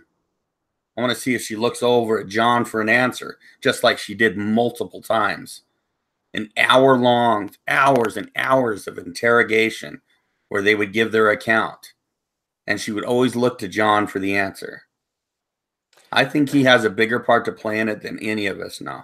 But that could be a typical husband-wife. Like maybe she was pretty subservient to him. Maybe he was dominating. Like there's too many, if you want to go by circumstantial evidence, there's too many possibilities of why that could be. True.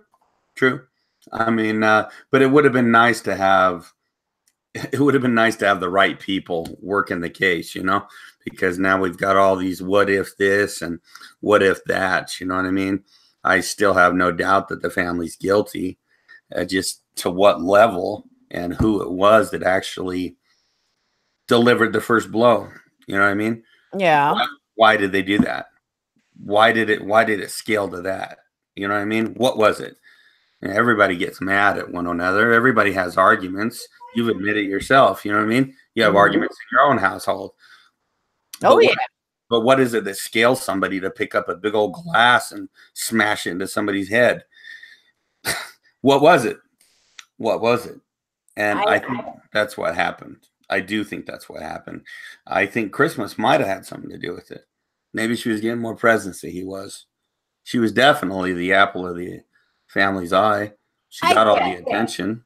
But that's why I find it so incredibly difficult that they did that. Let me give you an example. I just thought of it because I heard them yell. Okay. My older one took I forgot what it was. It wasn't his fist. He took some kind of something in his hand and whacked his brother to the point that his brother's eye blew up and had this huge black eye. I don't remember what he hit him with. And I was told brothers fight. That's what they do.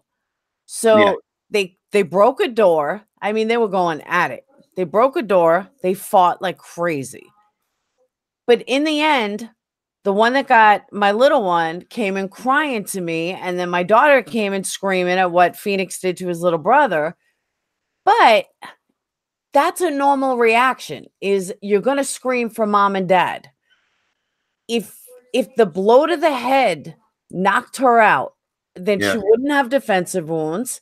She, like, just a normal reaction would be to cry, would call mom and dad. So for the mom and dad to then kill her, I just can't buy the theory. I just don't. When you piece it all together, it just doesn't make sense. I don't think they killed her. I think they just finished her off. That's all. I don't even know that they knew that she was dead. The defensive wounds could have been, who knows? It's not going to be. I mean, it could have been. The defensive wounds could have been when she had the altercation with Burke in the first place. So what if her and Burke got into one of those little scraps? You know what I mean? She's like, no, that's my pineapple. No, that's mine. I want it. She would usually steal stuff from Burke. That's another fact. But she's a little girl. That's what little girls do. We steal stuff from our big brothers. Just follow me. Just follow me. Okay. So she's stealing stuff from him. He's stealing stuff from her. And that scales into a little bit of a sibling argument. And the next thing you know, maybe she's, that's where the defensive wounds. I don't know. All I know is that she was hit in the head first. Strangulation happened afterwards. And that's what the preliminary forensic report says. She was not strangled first. She was hit in the head. How did she pull at the throat? Because both episodes, all the movies said that she tried pulling at it. But she tried pulling at what? When she was being strangled, she had marks on her fingers to show that she was pulling away, that she was trying to save herself. Yeah.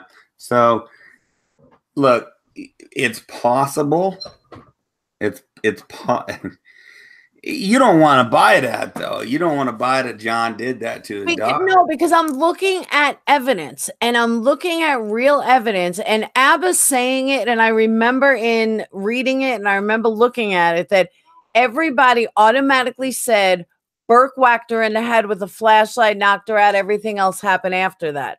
But it couldn't have happened like that, because one, she was already pulling at the strangulation. She had defensive wounds. She had all sorts of marks on her. They said she tried to fight it. And then the final blow was the flashlight. There's no way Burke did that and nobody heard it. There's no way Burke did that under those circumstances of looking at the evidence. That's why I never bought the Burke theory, because it just doesn't add up. Yeah. If she was knocked out and there were no defensive wounds and everything is the way it is, I would totally buy the theory, but that's not how it went down. And the blow to the head was the final thing that happened. I highly doubt her parents did. It's right here. Here's the forensic report. I can give it to you. But it says, we know from the evidence that she was hit in the head very hard with an unknown object, possibly a flashlight. So they don't know at that point, you know what I mean? Or a similar type object. The blow knocked her into a deep unconscious state, which could have led someone to believe she was dead. The strangulation came 45 minutes to 2 hours after the head strike, based on the swelling of the brain. That's good enough for me. That's good enough for me. As far as the defensive wounds, I don't know. It could have just been something prior to that with her and Burke. But I mean, once again, we go around and round. But I think that definitely the family is guilty of her death. And I mean, it could even stretch out to, they had a party, right? So maybe there was a family that stayed over later, and that kid got in an argument with her, and I mean, he could go all kinds of directions with this. The bottom line is that they covered it up, and that's guilt. So why would she write the letter and cover it up? Well, she was guilty of something. She didn't need to do that. But that's assuming that she wrote the letter. I know she wrote the letter. You don't know for a fact. Yes, nobody knows for an absolute fact if she wrote the letter. You're assuming she wrote the letter. It's not a fact. Here we go. Here we go. Me and Laura. And I have another question, though. You want to battle whether it's going to rain tomorrow or something? I don't know. Oh, it's going to rain. It rains every fucking day. Where you're at, it's going to rain. What about horrible? Horrible. Google, just guess. All right. Okay. What were you going to ask me? All right. Listen. Okay. Go ahead. Assuming that she wrote the letter, okay? Yes. Assuming that Patsy had something to do with it. When she died, why wouldn't John come forward and say Patsy did it? Because he's implicated. It doesn't matter. He's implicated. He did things just like I said. Then my story is true. He fashioned. It's true according to you. He fashioned the garrote. He wrapped it around her throat, and he made it look like it was a murder to save his family. The lesser of two evils. But you said that he actually strangled her and did all that too. So you think he's guilty? Absolutely. Absolutely. He had to. It was to the point where she was unconscious, so there was no fight really. So he was just making it to where he made sure that she was gone. I mean, they had no pulse. They had no reason to think that she was alive. It's not like these people were medical professionals. The right thing to have done would have been to call 911. You know, they could a lot of cases. Well, they could have made up any story at that point. You know what I'm saying? That's what I'm saying. This family just fucked up all over the place. The right response to this is, what happened? You hit her in the head. Okay, if we want to lie about it, let's just say that she slipped and she fell. Well, wait a minute. What about when she comes to? When she comes to, she's going to say, he hit me in the head. Well, how are we going to battle that?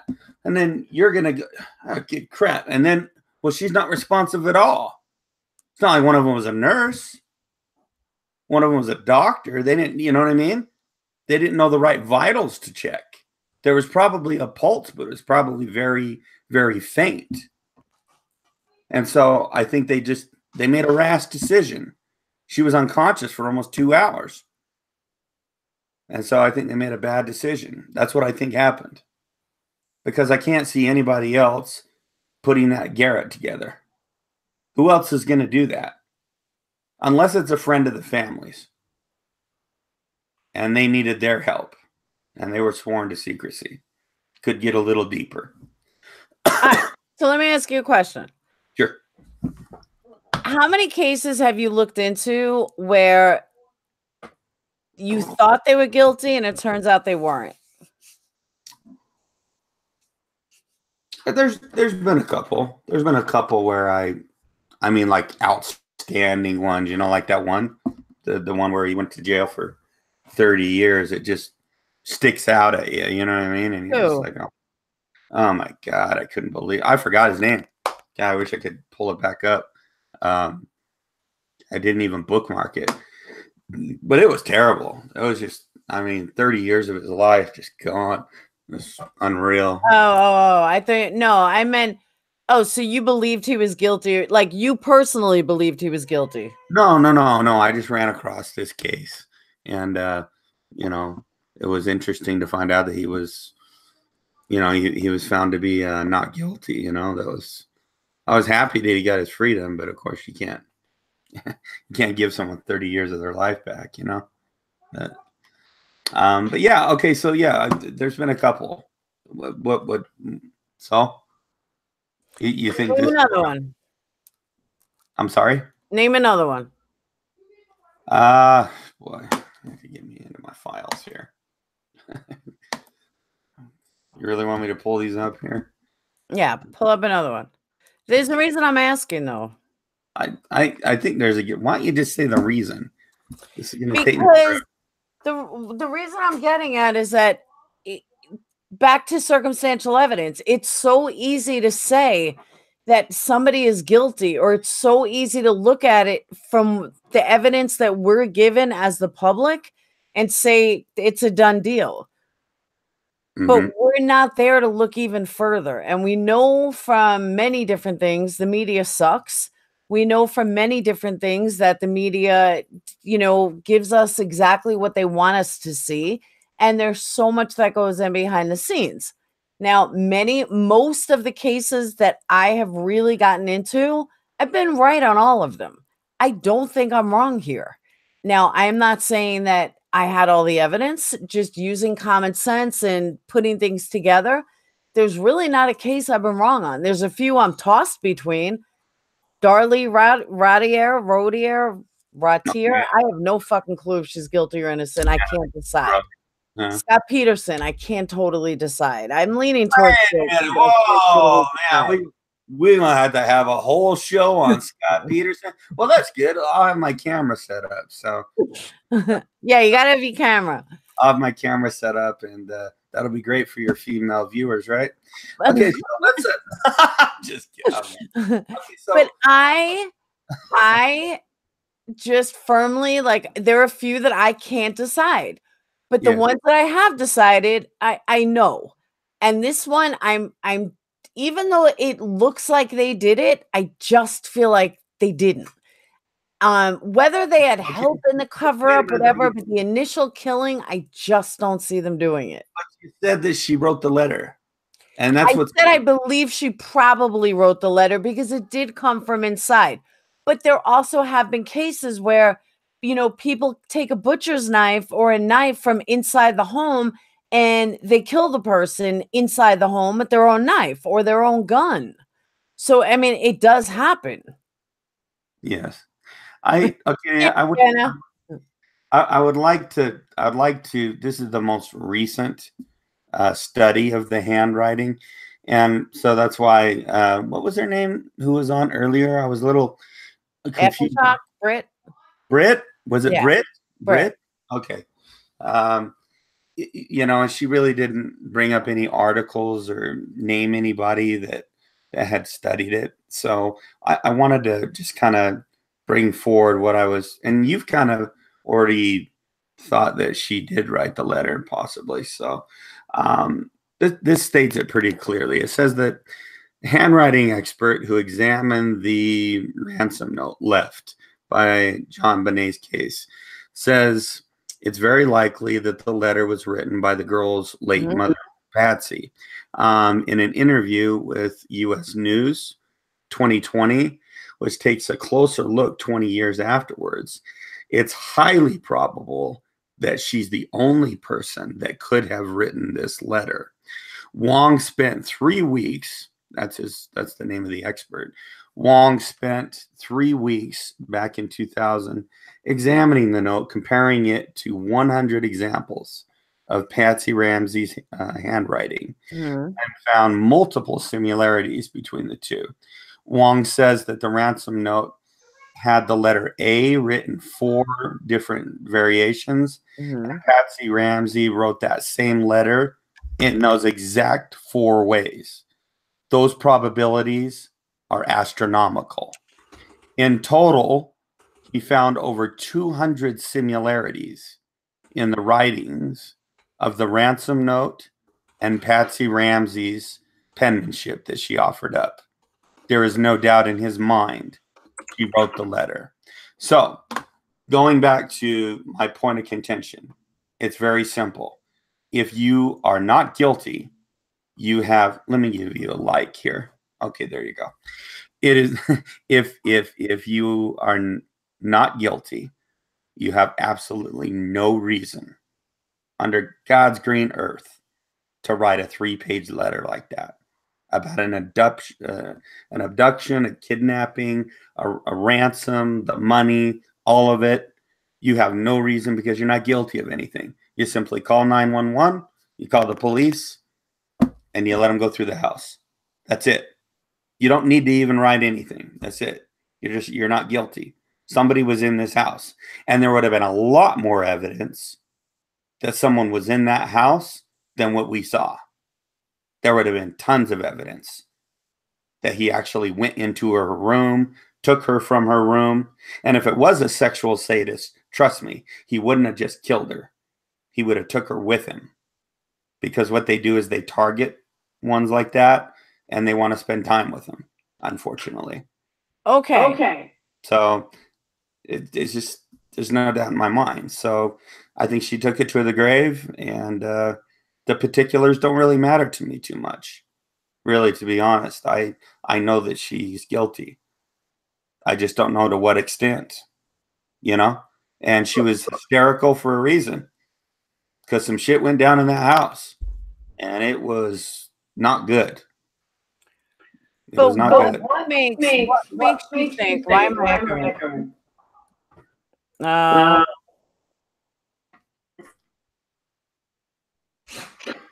What? Lost you for a sec there. So. Are you there? Oh yeah. I don't know why I echoed for a second. Are you there? Yep. I'm good. Now I had like 2 windows open, I guess. So, there have been cases over the history of time where killers have done things that you just don't get. What if, just what if? You like that word a lot, by the way. What if?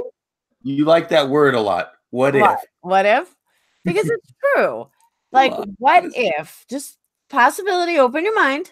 I'm trying to get you to smile. What if the killer was on their way out of kidnapping her, and Patsy or somebody came downstairs to find her, and that's why they dropped her. That's why they didn't take her, because they just got busted. They were about to crawl out the window, and they got caught. How do you know that didn't happen? Because I'm not stupid. I don't know. I'm sorry. I can't be making up things, you know what I mean, to substantiate for the evidence that's on the scene and the evidence that we still have today. I can't make up things and what if scenarios. I have to go off of what is there.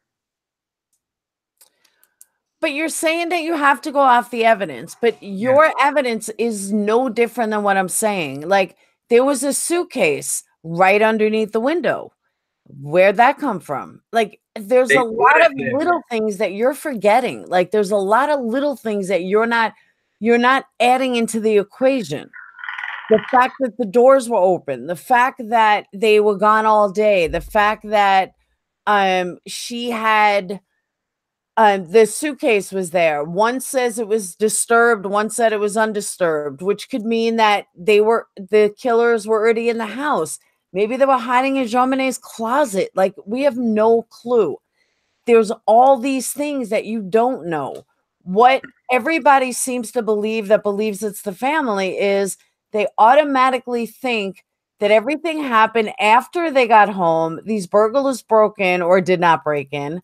That Burke killed her. They went downstairs to eat, even though Patsy said she didn't feed him any food. There were none of Patsy's fingerprints on anything, which is suspicious to begin with because it's your kitchen. Of course, you're going to have fingerprints, which makes you believe. I mean, I could go both sides, but I'm just saying, like, you have to think that it is possible, and it's not so out of the possibilities that there was an intruder that was waiting in the house for her. You can't rule that out because you just can't. That you just, based on the evidence, it's very possible. Well, based on that, then okay, let's say I accept your assumption there. What I would say is that if somebody was hiding in the house and they wanted to take money from that family and they had money, well, it'd be a lot easier to just take that family, kind of like a home invasion, you know what I mean? To take them all hostage and take John down to the bank, make sure that he pulled out all the money, and that would have been it. I wouldn't have needed to involve JonBenet at all. So I think JonBenet's involvement was purely accidental. It was not meant to be that way. They just made it look that way because they couldn't think of anything else. They said, well, we can't tell them what really happened, because if we tell them what really happened, we're really in trouble. And bye-bye Burke. So we're gonna have to think of something. And that's why it's a 3-page. Who writes a 3-page ransom letter? They really? might if they had all day. If they were sitting around waiting all day, they may have just been writing. It's possible. I'm not saying it's likely. I'm saying it's possible. Okay, I'll give you possible. I'll give you that. I'll give you that. And that's just Angelique, thank you. That's what I said before. Angelique said, you really think they choked their own daughter? That's exactly what I said.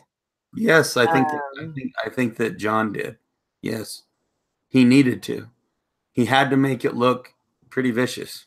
He had to. He had no choice. His hand was forced. I mean, what are you going to do? I mean, it's either that or stab her, and he's not going to do that. So that was the simplest way for him to make it look like some sicko broke in their house and killed their daughter. Had to make it look believable. He had to do it. If he didn't, they lose Burke, they lose everything. And so I just I don't see Patsy doing that. I don't think she would have the gall to do it. And I give you that with, the connection with the mother and a daughter, you know what I mean? I just don't see her doing that. But John, yeah, I could see him doing it. And I don't know. I just think he did it. I think he had a lot more involvement than people understand. Because if I'm right, and it was Burke by accident, then the cover up involved making the garret. It involves wrapping her body up, taking it downstairs, putting the suitcase there. It involves making sure there's a little cleanup. Maybe that's why there was no fingerprints of Patsy. Should have been more. You're right about that. Whose case was it? It was John's, right? I think it was John's. It was blue. It was blue, if I remember correct. I think it was his, if I remember correctly. There is a report on that, and I think it is his. But I don't even think that matters. I just think that they, wanted to show that there was an entryway that somebody got in and got out. But once again, you don't need to. You just don't do that. If I'm a kidnapper, in fact, I don't even need to go in the house and kidnap somebody. I just, you could kidnap them out in broad daylight. And, you take them to a remote location and you call them from a phone that doesn't have a tracer on it. And you tell them we need X amount of dollars put in this account. And that account needs to be, it's really hard to pull off a ransom, actually. There's a lot of ways you can get caught. That account has to be non-traceable. You know what I mean? And then if you say, well, put the money in a bag, and they could just have the police follow them, it'd be a lot easier to have just taken John to the bank himself and taken the money that way and say, I won't hurt your family, but, I'm going to have them in the car with me when you go on the bank. If you make a false move, then they die. That would have worked out better for a kidnapper. But to be sitting in the house all day and then just randomly grab just one person, kill her, write a 3-page letter, and then leave. I'm sorry. I can't buy that one. I just... And but it goes back to the same thing. And I really can't buy that a father would just kill their daughter and would strangle her like that and watch her suffer. Believe me, I did a test with my kids. I think I did it with my little one day. I was like, come here, I want to see if I could kill you. And I went to wrap my hands around his neck and we both busted out hysterical laughing. And just the thought of trying to hurt them, we couldn't stop laughing at each other. He's like, Mom, you're not going to do it. I said, you're right. But the fact that I couldn't even I couldn't even attempt to do it. Sure. Because it just, that's my baby, so to me it's, and believe me, I know people kill their kids. I know kids kill their parents. I know moms kill their daughters, sons kill their daughters, vice versa. Dads kill their kids. Kids throw babies out the car window. I get it. Crazy shit. Yeah. But in a, I see, now I'm going to sound like I'm stereotyping, but in a wealthy family, educated, well-raised, the odds of that happening lessen by a lot. Marissa's right. Marissa's got it. Marissa's got it right here. I think Burke hit her, knocked her right out. They likely, I can't even scroll down. Why isn't my computer working? They likely didn't even know that she was alive. Yeah. They likely didn't know she was alive. John used the garret while Patsy wrote the letter, and then they sent Burke to his room, and Patsy stayed. Yes, that's correct, Marissa. That's right. But if they sent Burke to his room, then tell me why Burke... Buka, get down. Out. Then tell me why Burke was there when they were doing the phone call? Tell me why Burke was there when they did the 911 call then. Because he didn't listen to his parents. We're not talking to you right now. What did you do? You know what I mean? I mean, kids don't listen to their parents all the time. No, really? He knew he was in trouble. He knew that he had made a mistake. So he's just lucky that the psychologist at that time didn't pry more. That's all that psychologist needed to do, was pry a little bit more. He got him to do the action of hitting her in the head. He did it exactly how you would hit somebody in the head with a flashlight or a hammer or anything. In fact, a knife would work. But he did it, and he did it multiple times. He said, I think that she was hit like this. How the fuck would he know that? How would he even think of something like that? Because maybe he saw it. It's possible that he saw it, but then he saw it from his family. He didn't see it from an intruder, because they would have killed the intruder. That family is guilty, Laura. That's it. They're guilty. One way or another. No matter how many times you try to dance around it, the Ramsey family is guilty. That's it. And that's why Patsy wrote the note. That's why she wrote the note. That is the key piece of evidence. You will never get around that. And you even admit that you think she wrote it. So all you got to do is cross the next barrier and just say, look, you know what? They had to do some things that you just absolutely would never see yourself doing as a parent. But they did it to save the family. Look at them.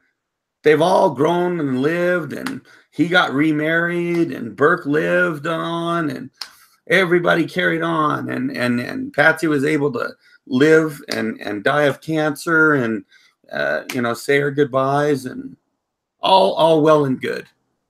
They were very selfish. They're very, very selfish. They were not willing to admit the guilt, because if they admitted the guilt, their life was fucked. Humans are selfish animals. That's what we are. Mm-hmm. Down deep, that's what we are. We really are. Like I could say, oh man, my heart goes out to those people that died in that tsunami or that earthquake. And it does. I feel really bad for them. But I'm also glad it's not me. Yeah. You see what I'm saying? I do. And I'm telling you that that's exactly how they felt. It was a horrible tragedy that had happened in their house. Now what the fuck do we do? How are we going to deal with this? How are we going to handle this? Well, here's a couple scenarios. And they probably went over them. They probably sat down with Burke. They probably sat down, the three of them, and they said, okay, we could do this. We could do that. We could say it was a kidnapping. We could put her body in the mountains. Can't do that. Somebody's going to see us leave the house. Okay? So somebody broke in the house. Somebody else killed her. Because if it's Burke, you're going away. You're going away a long time. I don't know when we're going to see you again. Okay? So they came up with this scenario, and it might seem crazy to us, but people do crazy things in crazy situations. And that's what they did. And that goes back to something else that I had said, and I'll say again, I would cover for my kids as well. If it was me going away or them going away, I would take the hit. If it was them dying or me dying, I'm taking the hit. If it was them like drowning or me drowning, I'll take the hit. Like, I will protect them no matter what. If they killed each other, I would still protect them. Okay. That to me is a normal parent reaction. I wouldn't kill if one of them killed my daughter. You know, if my son killed his twin sister or hurt his twin sister, I'm not going to then fucking kill her. I mean, that's the part that I can't seem to grasp. But she was already dead. That's the part you're missing. In their eyes, she was already dead. They could not get a response from her for over 2 hours. She was unconscious. He hit her hard. I mean, she got hit hard. It fractured her skull. She was completely unconscious. I wouldn't be surprised if they couldn't find a heartbeat. And so I think that they said, she's dead. Or somebody's going to come in here and they're going to come up with all kinds of ideas of what happened. We know what happened, but it's pretty obvious that she's dead. And what about the stun gun and the bruises and everything else? I don't think it's as cut and dry as you think. The stun gun is the toy. It's the train set he had on the ground. It matches perfectly with her skull. Perfect, or with their neck, excuse me. That's where the marks were, and so I don't know. Maybe he hit her with that again afterwards. Burke could have had more issues than we know. He could have been a lot more conniving and smart than we think, because he handled that interview pretty well. The one with Dr. Phil, that's where some of it came out. That's an interesting point of contention, though, because I'm curious why he came out of hiding, so to speak, and did an interview with Dr. Phil. I wonder if he was getting pressure, you know what I mean, from certain people that thought he was guilty, and a lot of people on the internet that said, yeah, you know what I mean, it looks to us like you did it. I wonder if he felt pressured into doing that interview with Dr. Phil, because now he's suing him, you know? So that's what I was going to say. What about the $750 lawsuit, $750 million lawsuit? If they had real evidence that he did it, he would never win. So why would he file if they can't win, if he doesn't have a chance to win? Yeah, and why is CBS freaking out and not complying? Say that sentence again. You were cutting out a little bit. Sorry. That why is CBS not complying with this lawsuit and making excuses that they didn't really blame him when they blatantly blamed him? Why is that? They backed off their position. You know, the longer a cold case, no matter what it is, the longer it goes on, the colder the trail gets. There's that thing about the first 48 hours. That's why I mentioned that. In my beginnings of my life and my pursuit of wanting to be a homicide detective, that was one of the very first things that I learned, was that the first 48 hours were so important. And that's why I mentioned the detective that went in the house first, because those are the reactions that will tell you who did it. You know what I mean? Because once you get a lawyer involved, there's a buffer. But there's no buffer when she walked in that house. It was her, it was John, Patsy, and Burke was in that house. I want to see all their faces. I want to put them all in the same room with that body. And I want to ask them, I want to look them in the eye. You're telling me you had nothing to do with this? That's what you're telling me. You're telling me someone broke in this house. Nobody heard anything? There's a broken window downstairs. You didn't hear that? You didn't hear anything. Nothing. But the window was broken already. Okay, so there's a ransom note here, and they happen to know how much money you have in your account. That's how much money you have in your account. I would have put pressure on them right away, and they would have crumbled. But see, she was a seasoned detective, and so because of that, the scene was tainted, the evidence was tainted, and that's why you have this court case that later on is able to take, or this lawsuit later on that's able to take place, because Burke really isn't going to get implicated unless he just comes out and says, you know what, my conscience got the best of me. I killed her. It was an accident, but I just got pissed off at her, and I hit her, and then she slipped and fell, and she hit her head on the ground, and we thought she was dead. So Mom and Dad said that this was the best thing to do, and I just, you know, I followed what they did. That's probably why they were so mad at him. That's why on the phone they said, we're not talking to you, because he had done something that had just absolutely destroyed their family. Look what he had to do. Look what he had to do to his own daughter. I know John did it. I know he had to do that. And I feel bad for him. I feel bad. I just think that as a parent, if my kid accidentally kills his sister or hurts a brother or whatever, you call 911. You don't kill her more. He would have never gotten in trouble. She was too much of a star and too much of the apple of their eye to not want to to not want to make it to have her die. Yeah. Like, accidents happen. Kids hurt each other all the time. There were times I thought my son was going to go flying out a window because of my other son. But brother and sisters fight, brothers fight, girls fight. Well, I'm glad that didn't happen. I don't know why they can't. Oh, believe me, they're still young. I don't know why they can't, like, why it's so unfathomable that they would have called the police or they would have done something differently. They wouldn't just ignore her. I mean, they wouldn't just kill her because he accidentally hit her with something. Like, he's too young to go to jail. That's part of the reason I don't buy that theory.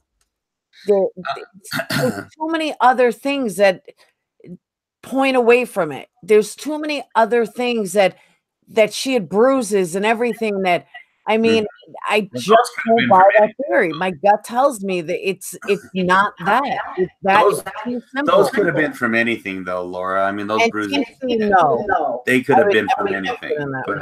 But if it really was an intruder, or if it was a sexual sadist, or if it was somebody looking to do JonBenet harm, we would have seen a lot more damage, a hell of a lot more damage. It was an accident, Laura. That's what happened. It was just an accident. That's all. Then call 911. You don't think the same way that John did.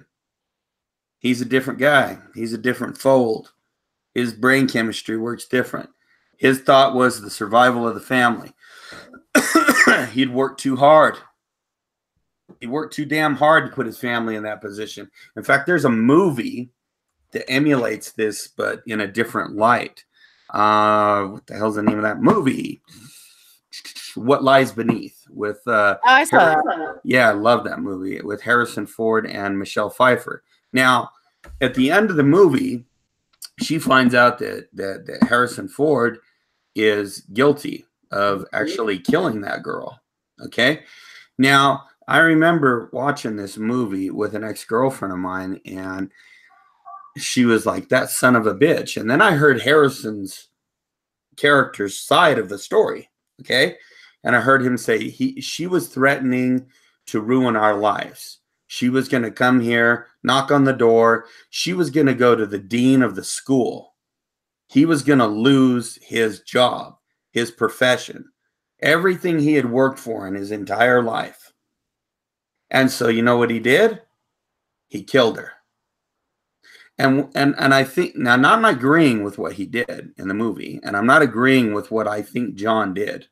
What I'm saying is that I think that when you threaten, when a situation threatens someone's well-being, and I mean your comfortability, everything you got going on in your house right now, you got TV, you got a computer, you got a job, you got funds, you got food, you got shelter, you got all that. Anything gets in the way of that. Anything threatens to take that away for good. I'm talking for good. You're going to prison, potentially. Mm-hmm. You know what I mean? They could make up any story of what happened. We could say that our kid did it, but then they could pin it on us. True. So you don't know what was going, and I don't know what was going through John and Patsy's head at the moment that happened, at the moment that they found her like that. And so I think they made a bad judgment call, is what I think. A really bad judgment call. They couldn't get her to be responsive. I think the right call was to just call 911 and see if they could, you know what I mean, get her to come about, you know? It sounds to me like the wounds were too bad. She was probably going to die anyway. So that's unfortunate. But that just shows how hard she was hit in the head. That's pretty hard. I mean, I used to make a case that Burke hit her just out of, just being pissed off at her because she stole a piece of pineapple from him or something. But now, because he was getting older, you know what I mean? So now maybe it wasn't, well, I just, I don't like you. Maybe it's I just don't want you here anymore. You get all the attention. Everybody loves you. We go to all your damn beauty pageants. I'm sick of it. You know what I mean? But and he was 9. He wasn't a teenager. And if he was autistic, he couldn't have been that rational. Like, everybody thinks he had all these rational thoughts. He was a 9-year-old kid. He wasn't that rational. True. And if he had autism, he certainly wasn't that rational. Well, he could have snapped. And I've seen a lot of autistic people snap. And when they snap, they make just rash, bad decisions. You know what I mean? Whether it hurts themselves or other people. A very good example was on Yahoo yesterday where, unfortunately, this kid, he was on a Caribbean cruise. And I don't know if you saw that or not. but he jumped over the side of the boat. He said he wanted, he said he wanted to go swimming. Wow. That was the last thing anybody heard from him, and he just, I mean, in the middle of the night, and that was it. He was dead. So, so I've seen autistic people make rash decisions where it hurt themselves and other people, and maybe he just hit her just a little bit too hard that time. You know what I mean? Whereas before it would have just been a bruise, and it sounds to me like he hit her in the right spot, kind of the sweet spot. You know what I mean? Yeah. And I think the family just wigged out. I mean, you heard how you know, out of hand she sounded. I mean, she was just hysterical. You know what I mean? She couldn't believe what had happened. She just, I agree. She couldn't believe it. You know what I mean? Obviously, in my opinion, what they did was wrong, but I think it's like a self-defense mechanism type thing. I really do think that they were protecting themselves, and it's selfish, but I'm telling you, humans are selfish. They are. All right, we're going to have to agree to disagree there. I have to cut this because I'm supposed to start the PJ party now, but I need about 30 minutes, so I'm going to update it to 10 o'clock, guys. Ryan, you're more than welcome to come in. We are doing a pajama party. I'm doing a $100 giveaway for 5,000 subscribers. Do you guys know I lost 10 subscribers at 6 o'clock today? I don't know why. I was like, oh my God, I lost 10 at 6 o'clock on the nose. It was the weirdest thing. It's like 10 people conspired to just drop me at 6. But we're doing I think I'm almost at 5,100. But for 5,000, I'm giving away $100. So everyone's going to spin a wheel. I still haven't decided how I'm doing it. So I will see everybody in about 30 minutes. Ryan, like I said, thank you so much for coming, and you are more than welcome to come to the pajama party. And the girls here seem to love you. So I know they're going to say when you get Ryan back. So does that mean next time I come on the show, I should wear either a tank top or I should wear some pajamas? What do you want? You have to wear pajamas. Listen around with you. All right. Friday night, pajama night. So I'll probably tune in. Thank you for having me. I appreciate it. Ryan, actually, you're awesome. You were great. Thank you so much. And come over to the pajama party. And I'll see you guys at 10 o'clock. I got to let the dogs out. All right. Thank you. My kids are worthless. Goodbye.